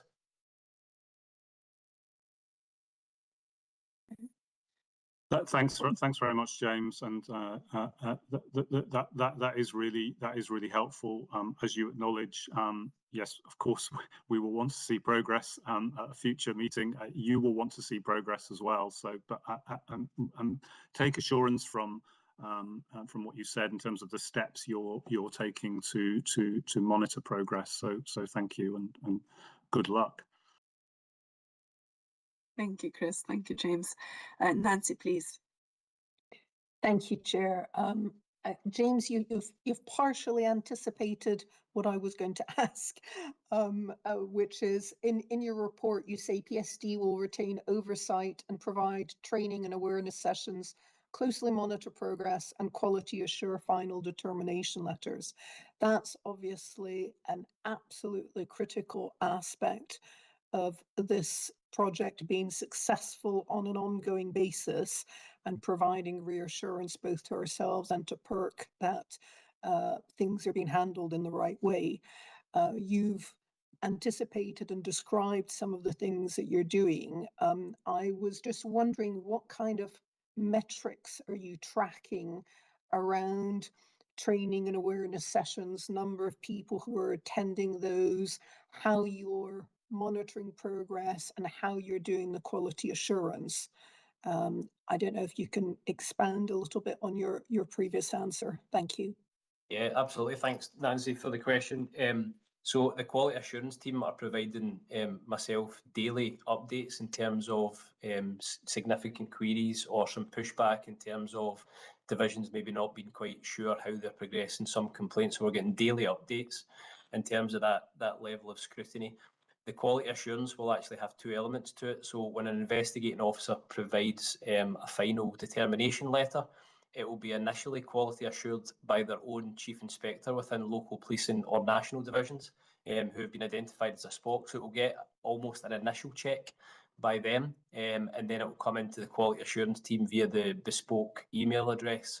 And there's a SharePoint system set up with relevant folders for each complaint. It will be then down to our team to go into that letter, ensure that the heads of complaint form and all the relevant CHF forms are there, and quality assure the final letter to ensure it addresses the allegations from the complainer and ensure it meets the PERC statutory guidelines. So that's kind of in summary how the process will work. So there's 2 elements: local quality assurance and then national quality assurance. And do you have I'll call it a constant feedback and learning loop, where if you're seeing things which are repeatedly not being done up to standard, where you are embedding that in ongoing training and awareness across the piece?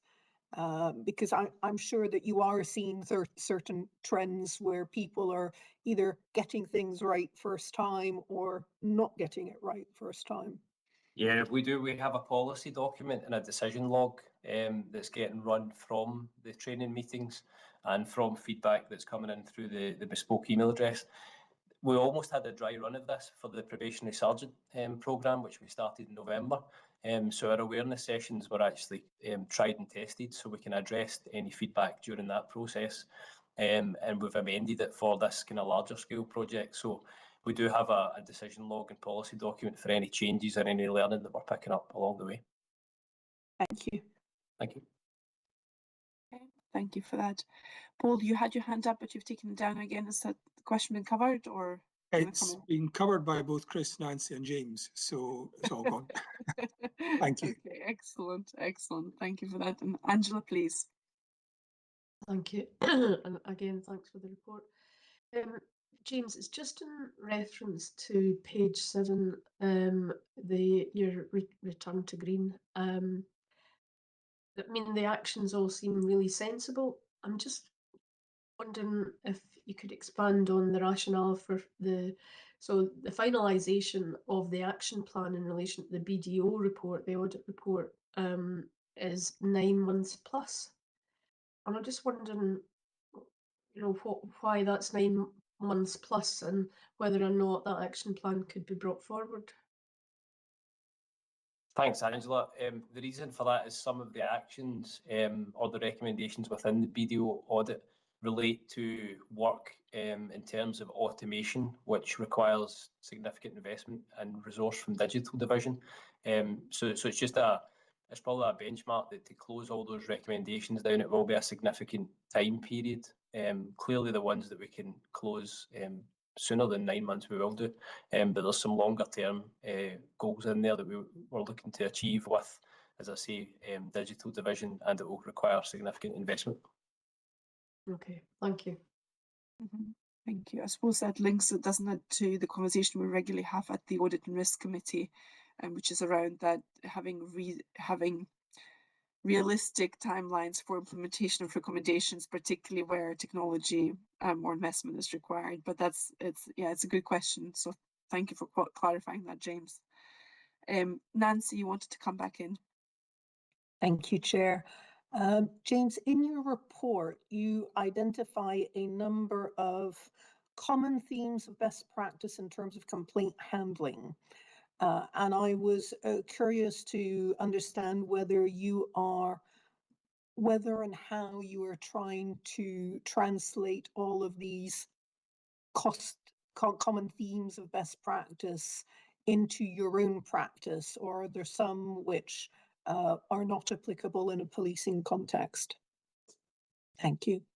Thanks, Nancy. Yeah, all of them I think are applicable. However, a number of them require obviously some discussion with our colleagues at the PERC. So I would suggest that when it comes to things like, ensuring our final letters are brief, succinct, etc., that needs to obviously be discussed with PERC to ensure it meets the statutory guidelines. And round about automation of determination letters requires work with digital division, as I said just there. So I think we probably need to broach some of these topics at the workshop that we have with PERC and SPA moving forward, I would suggest. Thank you. Thank you for that. I mean, colleagues have covered my kind of key questions. I suppose, again, being really focused on the path to green, I think what is helpful in the reports is, as James said, you've outlined some of the things which you've tried in the past, which might have had limited effect at the time, but actually did not lead to a sustainable kind of change in process.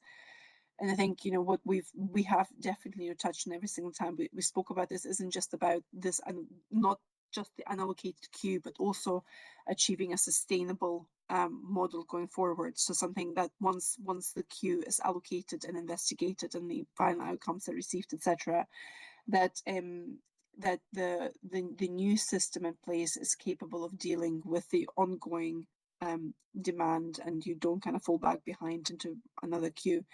And you have outlined the short-term, medium-term, and longer-term actions, which again we've just kind of discussed some of them. I suppose I wanted to get a bit of a sense of I know we touched in the past on certain elements of organizational learning. We touched on learning from other police forces as well. So have you looked at other police forces? And I know obviously we had Complaints Conduct Committee Development Day, so we touched on some of this, but I think it might just be quite helpful just to play that through you know, in a public session as well, as to what you think, you know, you can take some of the learnings I think that you can take comparatively from other police forces, and how what it is that they do differently, and what are maybe some of the key things for us. Not to say that everybody who does things differently, that's, you know, that should be the standard for us, but just, you know, what do you think are some of the key elements, looking at learning from other police forces, but also from other public sector bodies?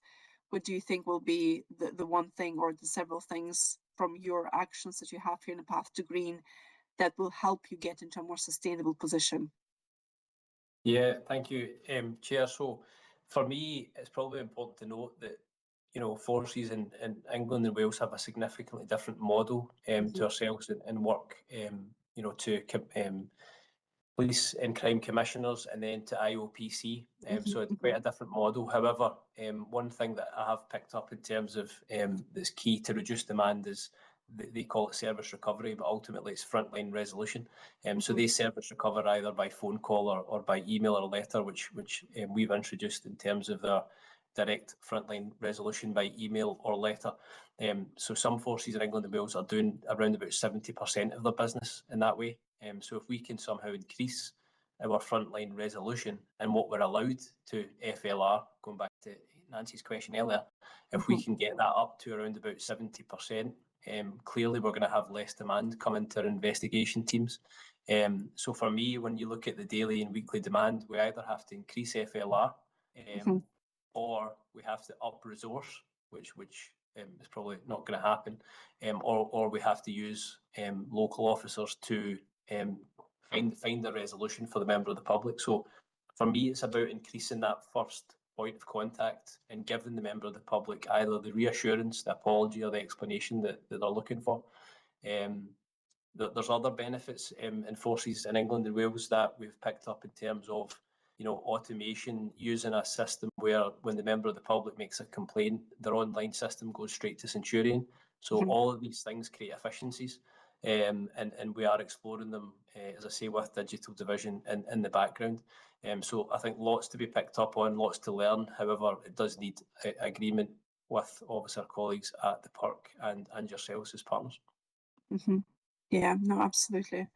Absolutely, that makes sense. Thank you for that. And again, I think it lines up quite neatly with the things that we discussed earlier around being outcome focused, complainant focused.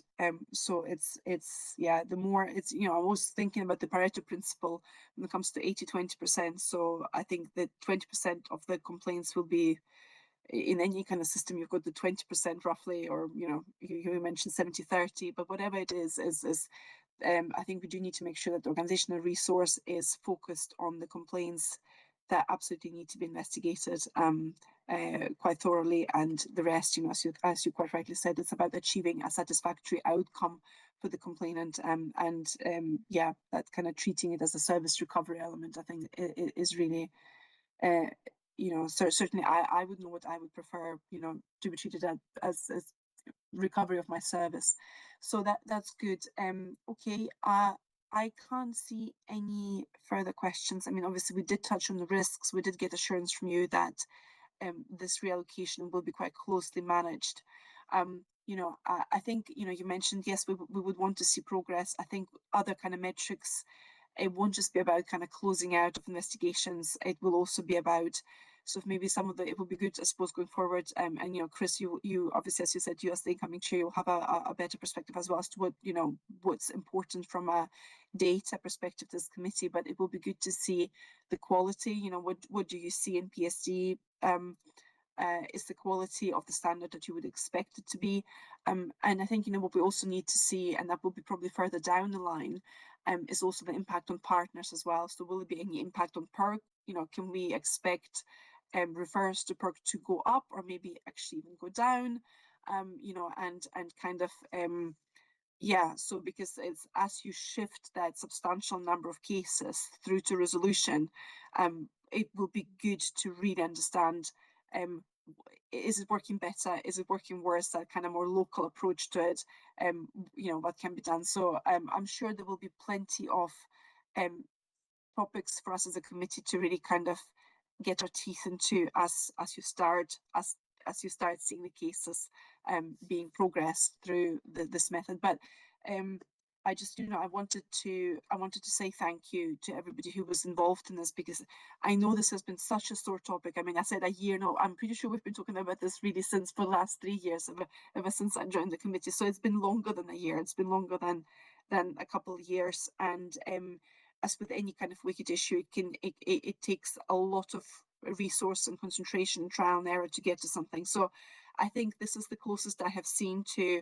this backlog this queue being allocated. So it's important to just now keep at it. And I think given all the circumstances, I think that this course of action is the course of action which is most likely to give resolution to the people who have been very patiently waiting in that queue, you know. And I know that that's not lost on you, but at the end of that queue we talk about numbers, etc. But there are people out there waiting to have their complaint either, you know, resolved or investigated properly. So and I think this puts you in the strongest position yet to be able to do that. So apologies for this monologue, but as you can clearly tell, this is about 3 years worth of worth of chat and thought about this coming out. So thank you for doing that, and it's the first step. I fully appreciate, and we will. You can continue. You can be absolutely assured that under Chris's capable leadership going forward, we will continue to keep a very close eye as to what's happening with this, and hold you to account if it doesn't work out, and then let's go back to the drawing board. But let's see how this goes. Okay, apologies. I will shut up now. No further questions from anybody or comments? No, okay, you will be glad to see us move on to the next agenda item, and that is the PECS item. And who's speaking to that? That's myself today in relation to the PECS, and I haven't got too much to touch on. Clearly, the report has been provided in relation to an update on the progress of the PECS work. So, you know, in summary, the Code of Ethics has been signed off and the training has now commenced within the organisation. It is being in the main very positively received, and we've had some positive feedback from officers in relation to that, and we are just reviewing in relation to, also it does relate to staff as well, so just making sure that that is all fully aligned as it needs to be through the Moodle training that we are rolling out. So that is work in progress, just to make sure that we really are hitting the mark in relation to the training for everybody in the organisation around that. In addition to that, and I know we're touching on later, we'll obviously touch on vetting it a little bit more as well. Just that the kind of, I guess, the next key part within the PECS will be the rollout of the vetting regulations, which is planned for April and is on track in relation to that. And we are supporting that through the development of the Code of Practice. And obviously, as part of that, involving the authority in the development of that, and we will continue to bring updates back around the Code of Practice for vetting.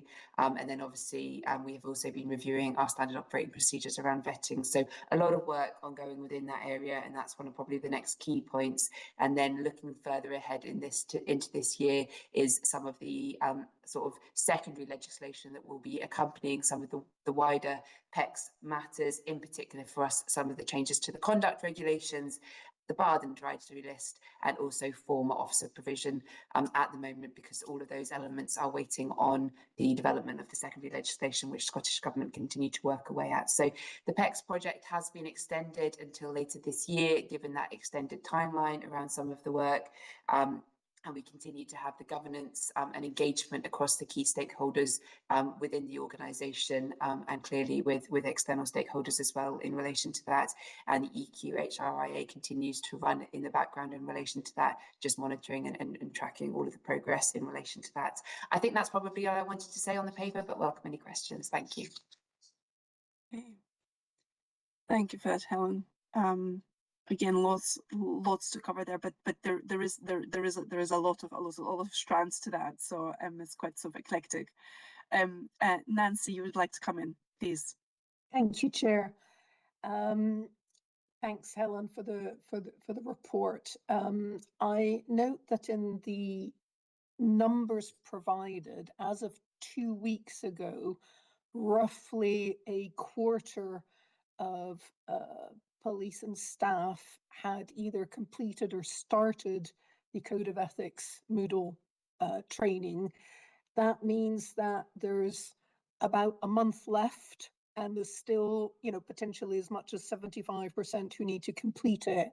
I was wondering if you could maybe give us a wee update either on numbers or on how you are going about making sure that people do actually complete their training on time. Thank you very much for the question in respect of that. And it is something that we are continuing to really try and push forward throughout the month of March through communication strategies, through line managers briefings. And I've also been engagement with training in relation to how we can try and facilitate almost protected time for people in order to be able to carry out their Moodle training. So that is work that is ongoing in relation to that. And I'm hoping that then that will see an uptake and an increase in relation to the engagement rates. What is positive is that the feedback from completion of the training is sitting at about 89% in terms of positive. So I do think that people are engaging with it well, and there's some good case studies in there that people are taking the learning from. So in terms of the impact of the training, the feedback is positive, but we recognise the volume needs to increase in terms of that, and there will be that comms plan throughout March to increase that. We are still looking at a couple of points in relation to some of the references with staff, just to make sure that fully aligns on the back of some of the feedback as well. So again, hopefully once that is fully completed, we can continue to encourage the completion and continue to push that moving over the month of March. Thank you. Thank you. The other question I had is, in your report, you say that the project team is engaging with OST, armed policing and policy support to ensure that all of the relevant paperwork and online materials are updated in line with the new code. I was wondering if you could give us an update on progress on that. Yes, no, thank you. So a policy document is either gone out or due to go out very soon, just highlighting that because it's obviously really important. There are so many references to the values in the Code of Ethics throughout different strands within the organisation. So it's really just making sure that that message gets out there and that there is that reflection and update across training materials, because if we remember, the Code of Ethics sits at the heart of our national decision model in relation to firearms and OSD and that type of thing. So it's just making sure that our records are accurate and reflect the current code of practice. And it's practical things like it's utilised across our promotion panels as well. So making sure that it's the right code of ethics that is being utilised through all these procedures. So that, again, raising the awareness and making sure departments take on that responsibility to reflect that within their practices. Thank you. Okay, thank you for that. Chris, please. Thank you, Chair, and thank you for the report. Just very briefly on the extension in relation to the conduct regs, are there any risks that you would wish to flag in relation to that, and if so, can you provide assurance that you're able to manage those risks? Thank you. So thank you for the question in relation to that. And I think it does reflect in relation to some of the areas of challenge that we've got with the current conduct regulations. So actually, we're still trying to make sure that we can address some of the timescales and some of the other areas of challenge within the conduct regs and continue to move forward. That for me is probably the main area of kind of focus with the current regs, is making sure that we are still working through what is an increased volume, as we know, within the conduct area, and that we can continue to do that. So the delay has obviously kind of had that consequence or that impact in relation to the current regs, but ultimately the delay enables us to make sure that those regs are 100% aligned as they need to be for current policing and some of the challenges that we have. So there is continued engagement through different forums in relation to that, and I know other stakeholders are also involved in the discussion, with Scottish Government clearly leading on the development of the regulations. But I will give the committee the reassurance we continue to be engaged in that process, and making sure that the areas of what we are asking for and seeking to achieve through the conduct regs are being taken into account through that. So that journey will continue. My understanding, as the timeline is at the moment, is that they will be shared in a draft format in September, and looking for that implementation in November in relation to timescales around that. So certainly very much. And the other point for me is the opportunity as much as possible to make sure that the former officer regulations or the former officer secondary legislation is either simultaneous or follows as soon on as after that as possible, and likewise with the Barden advisory list and the switch on mechanisms that need to happen in order to allow that to happen. So I hope that gives you a level of reassurance. We continue to track it through the governance, through our project meetings, and making sure that we have that. Our risks around the project at the moment are sitting at green in respect to the planned timescale over the next year, and we will continue to monitor that moving forward. Okay. That's really helpful. Thank you. Absolutely. Thank you so much for the question, for the answers. Okay, I see no further hands up on this agenda item, so I think we are good to move on to the next one. And that is item 8, which is the Police Scotland Professional Boundaries Report, and that's the biannual update. Again, Helen, I believe this is with you. I'm going to give you a break from my voice for a little while, so I am going to invite in my colleague, Detective Superintendent Nathan Calderwood, who from Anti-Corruption, who leads in this area. So I'll hand over to Nathan. Thank you. Thank you. Welcome, Nathan. Thank you, ma'am. Thank you, Chair, and good afternoon to everyone around the screen. So I will take my report as read. The intention will to give a high-level oversight on statistics and an update on the recommendations. So starting with statistics, for awareness, the provided figures for sexual misconduct have been taken from our IBASE database. The reported period is between the 1st of April 2024 and the 31st of March 2025.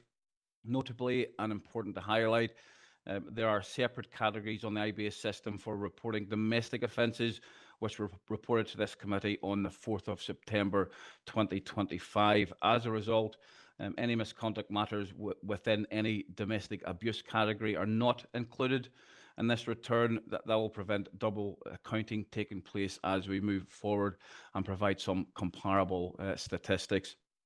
So starting with the stats, during this reporting period, there were 37 reports of sexual misconduct, 29 named perpetrators, with 1 report against a member of police staff. So there's 20 reports made against officers.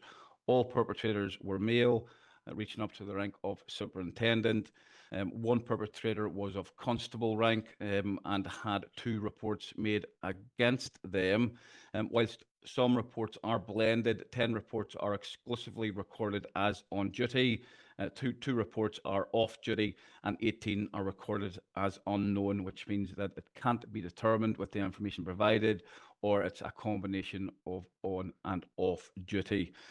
Just for some reassurance, I've looked at the year-to-date figures for 2025 and 2026. I've done that given the frequency of my attendance at this meeting, and I can advise that the reports, number of reports, are comparable to 2024 and 2025.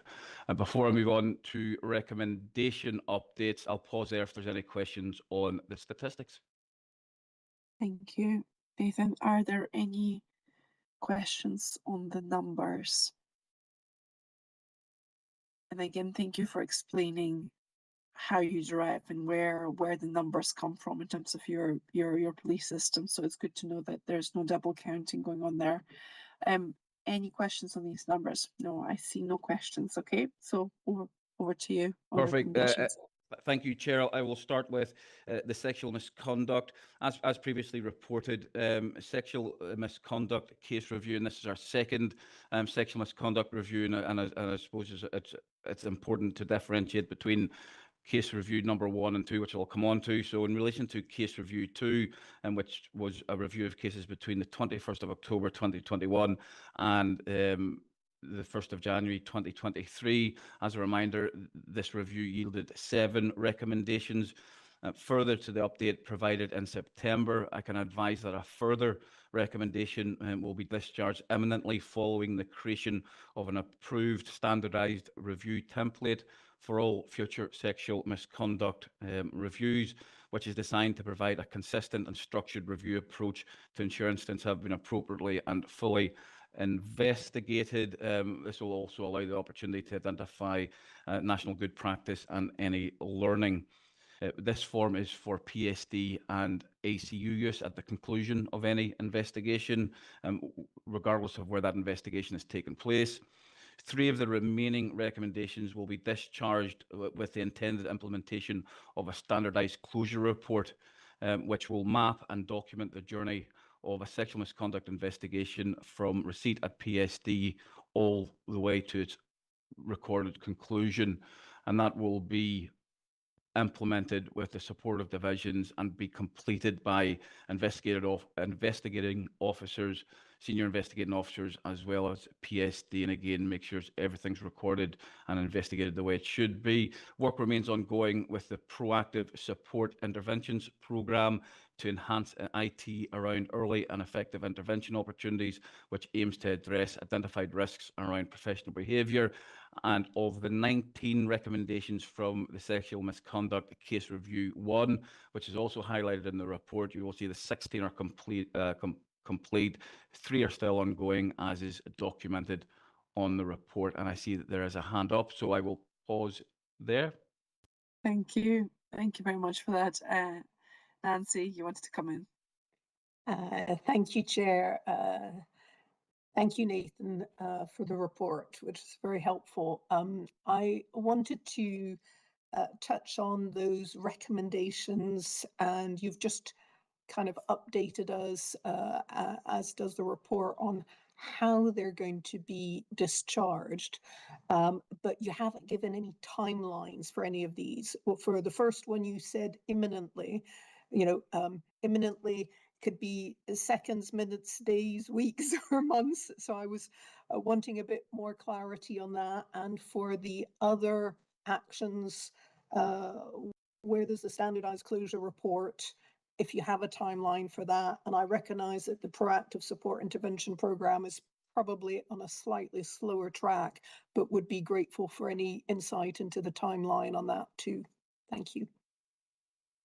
Yeah, thank you for those questions, Nancy. And yes, imminently means it's with me for sign off. Prior to going live, I will engage with my colleagues within the Gateway unit who have already been consulted, but of course, just to make sure they have the support needed and are aware of the requirements. So that's with me. Imminently is within the next 2 to 3 weeks. I want to have a chance to have those conversations.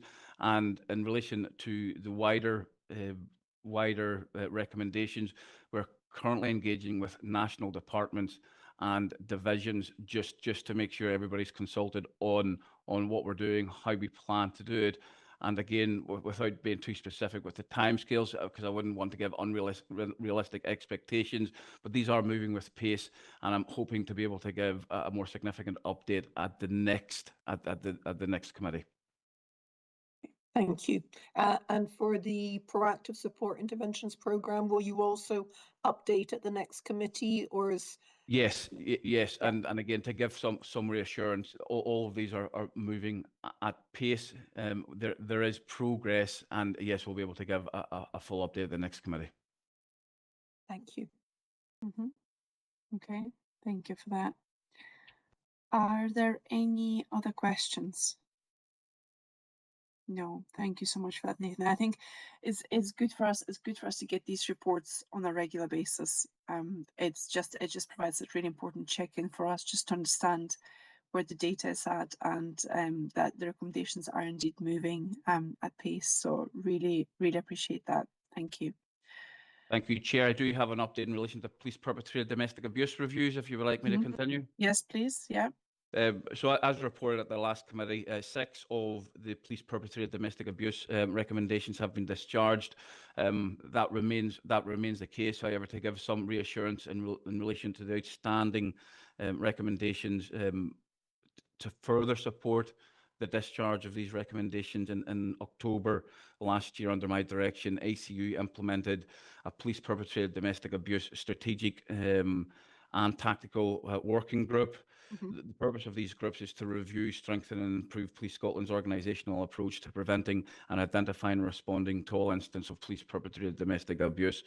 As part of that, a terms of reference has been agreed, and membership of the group includes officers from across PSD, the Domestic Abuse Coordination Unit, which sits under our Specialist Crime Division, our training branch. We've got our Fair Play Advisor involved, and we've also extended invite to external advocacy services. As part of that, we've now secured approval at a national level for a guidance document. A draft has already commenced and has been shared with the group for development. And again, as I articulated at our last committee meeting, this will be support to all investigators of police perpetrated domestic abuse, ensuring a national standard, providing consistency, supporting culture and values whilst ensuring safety and well-being for all victims, witnesses, and indeed subject officers. In relation to timescales, because that's a national document, it will need to go through our internal policy process. So once we have that draft in a place we want it to be, we will then go through the informal and formal consultation process. And I will pause there for any questions. Thank you. Thank you for that. Really interesting update as well. Nancy, please. Thank you, Chair. That's encouraging what you're indicating on police perpetrated abuse. I was wondering, as you're thinking about the national guidance document and next steps, have you given thought as to how you're going to measure the impact to make sure that it's actually achieving what you're hoping it's going to achieve, and what kind of feedback loop you're setting up so that learnings can be embedded rapidly and efficiently into the process? Yeah, another really good question. Thank you, Nancy. It's my hope and certainly my intention that any police perpetrated domestic abuse will have a similar sign-off to every sexual misconduct incident across the organisation, which means we have that formal process for identifying any learning, organisational learning, any good practice, and we will be able to disseminate that to the organisation through existing channels. Of course, any learning that we do have, and as part of our police perpetrated domestic abuse, we've been engaging closely with training. We've now been allocated a slot on the reformatted Senior Investigating Officer training course, and we'll also have an input in the Advanced Investigators. All of that is to ensure we maximise our reach across the organisation. And measuring impact? Well, measuring impact, there's a number of different metrics in relation to measuring impact.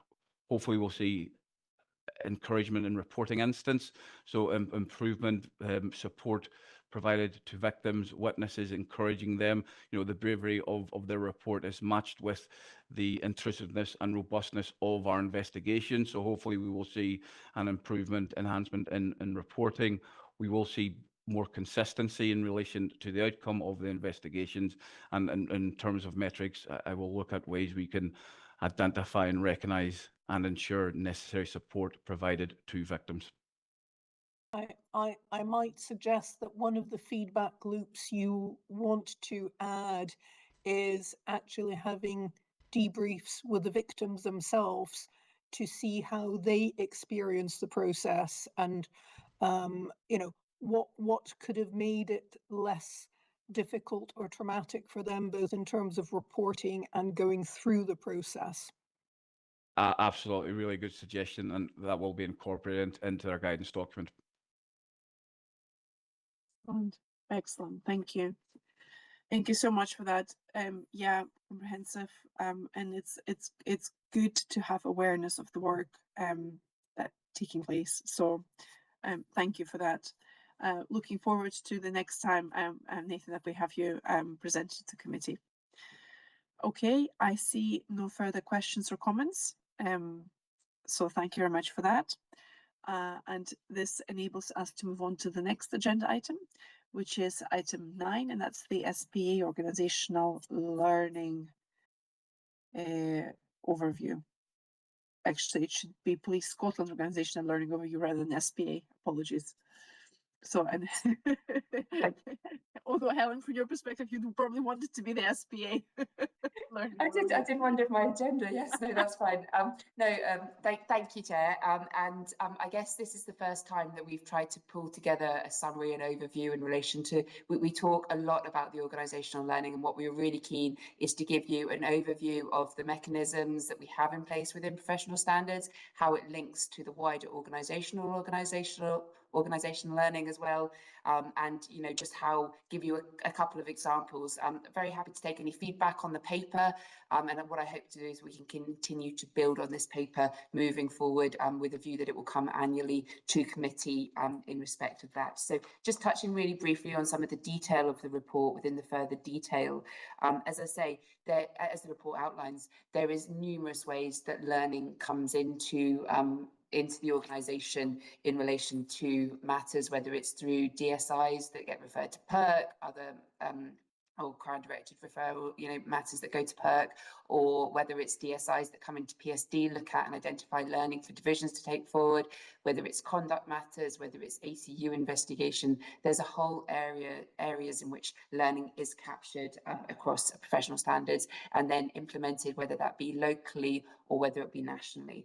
As the report outlines, a lot of the shortcomings are often identified in relation to maybe individuals or kind of, single matters, as opposed to systematic failings of the organisation in relation to that. And clearly what we consider is there better guidance, training or improved supervision that could have been provided to the officer or staff, and in turn, obviously, any wider learning opportunities within the organisation. And the paper outlines a couple of examples touching on that warrant guidance in relation to one of the matters that was identified there. In addition, the report talks about 2 instances of operational environments in which resulted in issues of recommendations by PERC, and again linked to around advice and guidance and the development of that through to make sure that we prevent any further occurrences of similar incidents in relation to that. As I say, that there's a lot of work that happens within the DSI space, and again, we're now asking divisions to complete sort of learning reflections as well, that then kind of feed in if a matter subsequently doesn't go across to PERC, and that's outlined on page 4 within the report. In addition, we make sure that there is the organisational learning across each of the strands of professional standards in each of the areas of businesses. And an example of one of the kind of more developed ones around that is within the conduct unit, where we review every outcome from proceedings, appeals, PATs, and learning that is then identified and either addressed and shared as it needs to be in relation to that. And just one that comes to mind to myself was around a matter of sort of supervision being provided to an officer in respect of working hours and that type of thing, that subsequently led on to a misconduct matter. So actually there was areas identified where there needed to be that improved supervision and awareness of line managers. So we made sure that that was rolled out to make sure to prevent any further matters developing. The report at the bottom of page 4 just talks about then, and we've touched on it already here at committee, how we try and promote that within the organisation through the different points of engagement that we have, whether that's with support and service delivery superintendents or wider with divisional commanders. And we are also working on making sure that there is sort of divisional dashboards in which people can identify and reference, in particular that's around complaint learning and matters there for that. Our new version of Centurion also allows us to capture, but we're still working through the mechanisms and the process around that, capture the learning in relation to our Centurion records as well. And finally, I just wanted to touch on the final paragraph that does highlight that clearly professional standards needs to make sure that our learning, that we're identifying links in with wider organisational learning approaches. And there is the development or ongoing development about the organisational learning strategic framework.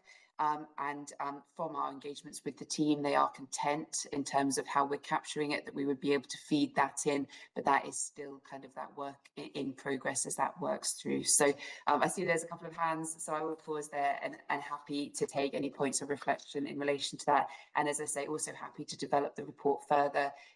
It was trying to get that balance between the process and what we do versus some of the examples of learning. Thank you. Thank you very much for that, Helen. Thank you. I see Nancy would like to come in, and then Angela, please. Thank you, Chair. It probably won't surprise you that I'm going to go straight to that last paragraph about Police Scotland continuing to develop an organisational learning strategic learning framework. It's a mouthful to say. I'm curious, and apologies if you've addressed this in previous committee meetings, but kind of how long have you been working on this? What are the next steps? What is the timing? Do you have the right skills within the organisation to progress this, or do you need further organisational learning expertise? And what are the obstacles or things that are making it either difficult or slow for you to progress this? Thank you. Thank you for the question. And I guess I will frame my answer or caveat my answer in respect of, I guess, most of my involvement has been through the PSD lens and how we've been feeding in relation to that. So I do think the matter has been under discussion within the organisation for a while. I think its ability to progress through has been due to a number of factors, which includes the investment and resources in relation to them being able to make sure that this was worked through. But I do know that my team is engaged in relation to I want to say, I'm not quite sure in terms of the team, or I certainly an individual who is working on working it through. So I probably can't provide too much context in relation to the other points that you've raised, but I'm really happy to feed that back and then come back to you at a later meeting in relation to that wider organisational picture, because I wouldn't want to give you anything that wasn't as up to date as maybe that piece of work is, or any reflection. So I'm happy to come back in relation to that, but give you the reassurance that PSD continue to try and support it, because I think it's a really important mechanism for us to then feed through some of the PSD matters into that wider organisational learning point. I guess there's so many different strands to the organisational learning, because I know HR are also doing a lot of work around organisational learning from sort of employee matters as well. I mean, taking that back to an internal point. So it's just making sure that we've then got that ability to feed that all in. So happy to take that as an action so that I can come back and address your points with more accurate detail at the next committee, if that would be accepted. That sounds like a good plan, and I think the your point about drawing together the different streams, including from HR, is obviously a key one. I think one of my concerns is that it's easy to go down a pathway of thinking that you need an all singing, all dancing, all bells and whistles system, which, then, perfection becomes the enemy of achieving anything. And it's perhaps more important to get something in place, even if it's recognized that it's a work in progress and will need some improvements. So I'm just making that comment as something for you to factor in, that I certainly would rather you have something in place sooner rather than something perfect in many years' time. No, I think that's a very fair comment to make in relation to that. So thank you for that. And I think that was some of my reflections in making sure that in each of my strands of PSD we are capturing it, and because it's that longer term, the learning and then the reflections back to make sure that it doesn't happen again in respect of that. So thank you. Thank you. Thank you for that. Thank you for the question, Nancy. Thank you for the answer, Helen, as well. I know, Darren, you've kind of raised something in the chat as well around this. This is more of a Police Scotland wide point, actually, around this framework. I think, Helen, this is what you've kind of sort of delicately indicated, that this isn't something that sits within PSD. So maybe a board level kind of update at some stage would be more appropriate, and we can put our thinking caps on actually and think about where is it best for us to get that assurance on the more Police Scotland wide organizational learning framework, because it sits. I mean, we talk about organizational learning here at this committee every single time, but there is the broad organizational learning that kind of cuts across the organization and doesn't just sit within PSD. So good conversation. I think we need to put behind the scenes, we need to put our thinking caps on and think about what's the best way to maybe raise some of those questions, the question you've asked, Nancy, at maybe a more of an organization-wide level. Apologies, Angela, you've put your hand down. Would you like to come in at this stage, or? It's kind of past, but sorry. I think as well as HR and L&D, PSL&D, there's the issue of best value is something that we need to consider as well. And the proposal in the best value report about self-assessment, I think, is really important, where the learning is embedded, where it actually matters, because this is culture. This is about taking complaints seriously and learning from them so that you're improving service. It's a continuous improvement agenda. So I just think that you're right. It is much wider, and I know that people, complaints, and other committees will be continuing to pick this up. So thanks, Helen. Yeah, thank you. Absolutely, Angela. Thank you. Spot on. Best value. And as I was reading this paper, what kind of jumped out at me is that you touch on a number of different processes there. So I think, Helen, so you explain, so the post-incident procedures is kind of one mechanism through which certain things are identified. Also, every time when we talk about agenda item 3, which tends to be your update, you go into a level of detail around certain clusters of complaints and allegations, even whether upheld or not upheld. You quite rightly pointed out there is still learning that can be derived from that. So there is clearly an analysis of the data happening, and you did touch, as I say, you do touch on some of the mechanisms through which that is then being fed back. You do touch on some specific examples. It is, and I know you mentioned that you're receptive to the feedback, to receive feedback on the format of this paper. I think again this is possibly something for SPA officers to pick up with yourselves, because I think there's definitely some evidence there of organizational learning. It is clear there. It is just about again, back to the whole presenting in the format that doesn't require you to write chapter and verse every single time, sort of on an annual basis, but just something that where we can see, these processes are there. We know that they're ticking in the background. Complaints are being analysed, assessed. You're taking the learnings from that. It's being fed back into changes in terms of standard operating procedures, whether it's comms, whether it's the newsletter that goes out. So I think we're certainly edging closer to what we're expecting to see, but I think it's almost a little bit, it's not overcomplicating it, but apologies for using the jargon, mainstreaming it, somehow mainstreaming that into the data that comes to us on a regular basis. So I think at this stage, thank you for presenting this. Thank you for showing us some evidence of that learning. I think in both of our interests, there's potentially still scope to do a little bit more work to reduce the work effort in you of pulling this, once a year and just making it a bit more standard. So, but thank you for bringing this to this committee. I think it's good to see that. Okay, I think this leaves us with agenda item 10, which is the HMICS assurance review of vetting, and that's the progress update. So Helen, over to yourself again.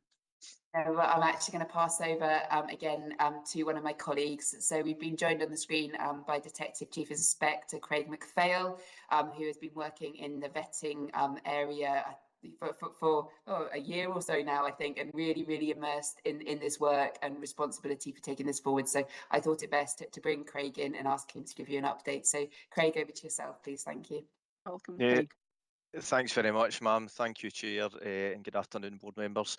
So, as Chief Superintendent Harrison said, really pleased to be able to furnish the committee today with an update on the HMICS assurance review of vetting. So, essentially, my update will ultimately complement the paper and the appendix that I've obviously submitted. I'll take both documents as read, but happy to answer any questions at the conclusion of this update. So as you'll be aware, Chair, there are 15 recommendations for discharge, and we had a further 4 areas of consideration for development. So to date, Force Vetting Unit have ultimately discharged successfully 7, and we're making some really good progress, strong progress on the remainder, which should hopefully result in the remainder of those recommendations being discharged over the fairly kind of short-term timescale, roughly 3 to 6 months. I'd like to specifically draw out a couple of key aspects in respect of the work that's ongoing just now within the Force Vetting Unit. Firstly, recommendation 1, this recommendation relies solely on delivery of the vetting regulations 2026, which are obviously derived from the PECS Act 25. Scottish Government are making really strong progress towards delivery of this Act on the 1st of April 2026. And just to provide the committee with some reassurance, Force Vetting Unit essentially stand ready to commence the regulations for police officers, and this includes having an appropriate governance framework in place, upgrade to our vetting interface, so we're now within Core Vet version 5, and appropriate development of training for the workforce as well. With regards to police staff, the Force Vetting Unit are working closely with colleagues within the SPA, with HR policy, and with legal services and creation of the vetting code of practice. And again, just to provide some reassurance in regards to that document, we're approaching readiness with a view to engaging in really meaningful consultation with all our appropriate stakeholders, including our staff associations, our diversity staff associations, and our trade union colleagues. And we're hopeful to have a version that will be ready in the fairly short term for communication. So this aligns clearly closely with recommendation 3, which is introduction of the 10-year renewals. So it was updated to the committee previously that the 10-year renewals were due to commence around about last summer within Police Scotland. However, after some really meaningful consultation at the time with relevant stakeholders, there were some concerns raised around about the proposed governance framework of the 10-year renewals. That ultimately caused us to pause and have some really meaningful reflection on that piece of work. And ultimately what we did from that was create the new vetting or a new vetting policy, a new standard operating procedure, and a new equality and human rights impact assessment document, all of which now provides us with a much more kind of robust governance framework. It's now all been subject of the mandatory consultation process with a view to commencing that 10-year renewal process, and we're now just in the final stages working with policy support to essentially implement that programme. And ultimately, clearly, a supportive force-wide communication strategy is also going to be developed, or is being developed, for the workforce prior to commencing that. I'd like to draw attention to recommendation 10, which is ultimately that Police Scotland should introduce annual integrity reviews. So yearly annual integrity reviews will be commencing within Police Scotland. They will be introduced for all officers and all staff within Police Scotland, and that's intended for commencement at some point later this year. I don't have a fixed time scale for that as yet, but as I say, hopefully at some point this year. Governance framework will ultimately rest within the vetting standard operating procedure for this particular piece of work, and this will open up clearly the requirement to fully consult on it with all the appropriate stakeholders prior to implementation to make sure that we get that right product. I've documented within my papers submitted to the committee what the kind of intended topics for review are, and I think it's really important to mention today that ultimately the reviews will be supportive in nature, and the purpose of that line management can provide that advice and guidance, signpost towards Force Vetting Unit and signposts into the PSD gateway where required. Conversations will be captured on scope HR system as well, and clearly prior to delivery of this recommendation, a workforce communication along with education will be implemented. And just the final point that I was going to draw out from my own paperwork, it's area of development number 2, which is that Police Scotland should increase use of vetting interviews, ensuring that we've got appropriate training and confidence in carrying out those interviews. This is a really exciting piece of work that's ongoing. It's fairly early in development. However, we've now gained support from learning, training and development to introduce exploratory vetting interview training for all staff. This is the first time that formalised training of this specific nature for interviewing will be delivered in Scotland when it's developed, and ultimately that will give our kind of colleagues within, or the officers, the vetting officers within Force Vetting Unit, that confidence in the the vetting interviews, but it'll also provide what I see as being a better service to general public when they are being interviewed, and their current workforce when they're being interviewed. Force Vetting Manager and I are really keen to have this implemented as soon as possible. There is quite a wee bit of work to get us to that point, but just to provide commitment that we are working there, and happy to bring back any updates as required later at additional committees. That concludes all aspects that I was intending to draw out from this particular paper, but as I said, Chair, happy to answer any questions. That's great. Thank you so much for that, Craig. Thank you for the report and for the really helpful narrative as well. Yeah, good to see the level of progress. I think that's been achieved. So really welcome that. And Nancy, you would like to come in, please. Thank you, Chair. Thank you for the report, Craig. That's really helpful. I was wondering, for the 8 recommendations that are ongoing, you say you're making strong progress on them. Are there any, either individually or across all of them, where you have specific concerns or where there are specific obstacles other than the timing of the PECS Act, which we should be aware of? No, as it stands just now, so there's 5 recommendations that align towards the kind of PECS Act, and that's why we provide that timescale of around 3 to 6 months to allow commencement of that Act and allow that Act to embed in. That leaves us with 3 further recommendations, which are ultimately 10, 5 and 8. I've obviously touched on 10 within my report, and as I say, we will be making, or we are making strong progress across them all. Clearly, with all of these recommendations, it involves a number of stakeholders within the organisation, a lot of governance framework to kind of work through as well. And I think that's probably where the greatest time delay will come, in terms of just working through that policies and procedures aspect, working through that governance framework, and making sure that we've got the appropriate frameworks in place to commence these. In particular, making sure that we've got the right workforce communications and the right workforce education prior to us commencing anything, with aligned to that, but no specific concerns in answer to your question. Thank you. I mean, if there were to be concerns that arose, I think it would be helpful if you could update us kind of as they arise, so that we can see whether the committee can be of assistance in addressing them, because obviously we want this work to continue with all appropriate speed, but on an appropriate basis. Thank you. That point's noted, and we certainly can commit to bringing that back to the committee should any issues arise. Okay, thank you for that.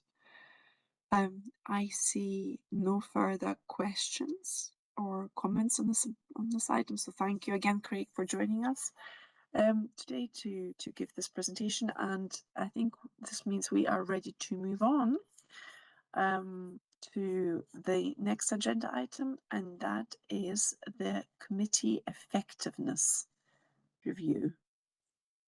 And Karen, you will be talking to that. Good morning, Chair. Yes, or good afternoon, sorry. Yes, so the committee effectiveness process is an important part of our commitment to strengthen and improve our governance. The annual self-assessment process allows us to consider how the committee is performing against its terms of reference.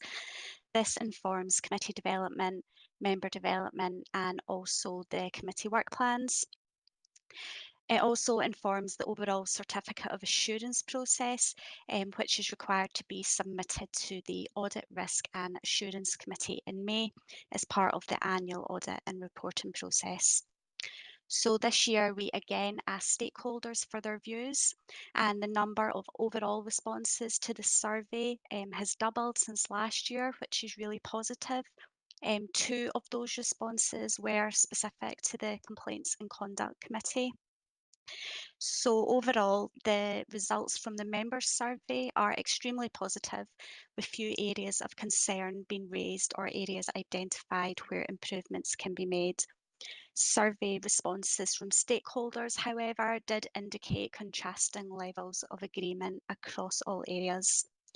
So the ask of the committee today is to discuss the results and confirm whether you're satisfied that the committee has discharged its terms of reference for the 25-26 period to date. Thank you, and happy to take any questions. Thank you very much, Karen, for introducing this paper, and thank you very much for of kind of setting out the stall. I think it's really positive that we've had more responses this year. Absolutely. And however, having said that, it's also really it's good to see stakeholder responses as well. And as you say, there's a bit of it's a slightly more mixed bag. So I would at this stage like to bring colleagues in, and Nancy, you wanted to come in. Yep, thank you, Chair. I obviously, as a new member of the committee, it's easy for me to ask questions because I wasn't around, so apologies for that. But looking at your report, Karen, I noticed that on the page on stakeholder overall effectiveness findings, there is one red feedback around committee members being effective in their questioning and scrutiny of issues. Which is obviously something which is highly relevant for us. So I was wondering if you had any further insights as to you or other members have any further insights as to how we can be more effective in our questioning and scrutiny of issues. Thank you. Thanks, Nancy. So the responses to the survey are all anonymous. So the detail here is the comments provided. So although this is just done on an annual basis, I think with stakeholders, there are a lot of other sort of informal opportunities for engagement and for that feedback to be provided to sort of help with any sort of continuous improvement for the committee. Yeah, I suppose it's difficult, isn't it? So I see where your question is coming from, Nancy, as to has there been any more input? But I think what we can probably do is, we can absolutely be able to take the feedback at face value, and I think we can internally have conversations around. So we don't necessarily have more data points from this exercise, but there are certain things that we could do internally to kind of go through and kind of work through and say, right, well, what is it that could be contributing to this perception, and what is it that we might be able to do differently? Angela, you wanted to come in as well? Yeah, Katharina, I mean, I think it's really useful and it's healthy to do these kind of things and get the feedback. All I was going to say was it's maybe opportune with Nancy coming on board and Chris taking over as the chair to, as you say, take it away and have a short session with the members just to say, right, okay, how do we then reflect on this and what do we need to build into how we approach the committee and the papers that we're asking for going forward. But Chris, that's really your bag, but I would offer that as a suggestion. Agree, Chris? Yeah, no, I was going to go to a similar place, Chair. Thanks, Angela. And I'm mindful, Karen, that you've asked us up front, are we able to indicate that we feel we've discharged our committee responsibilities effectively? So I guess we've got a couple of choices here. One, we can do so, but with the caveat that we want to look at the issues raised through the stakeholder response, because I'm conscious of the dissonance there in terms of the member feedback and the stakeholder feedback, and I think it's something that we need to take seriously and think about moving forward. So do we discharge with that caveat that we will take that learning away, have the conversation as Angela suggests, and commit to acting on the findings, or is it something that we need to come back to having had that conversation? I just keen to get some guidance on process here. It's a very good point, Chris. Colette wants to come in, so sorry, yes, Colette, thank you. Sorry, Colette, didn't see you. Sorry. Yes, please.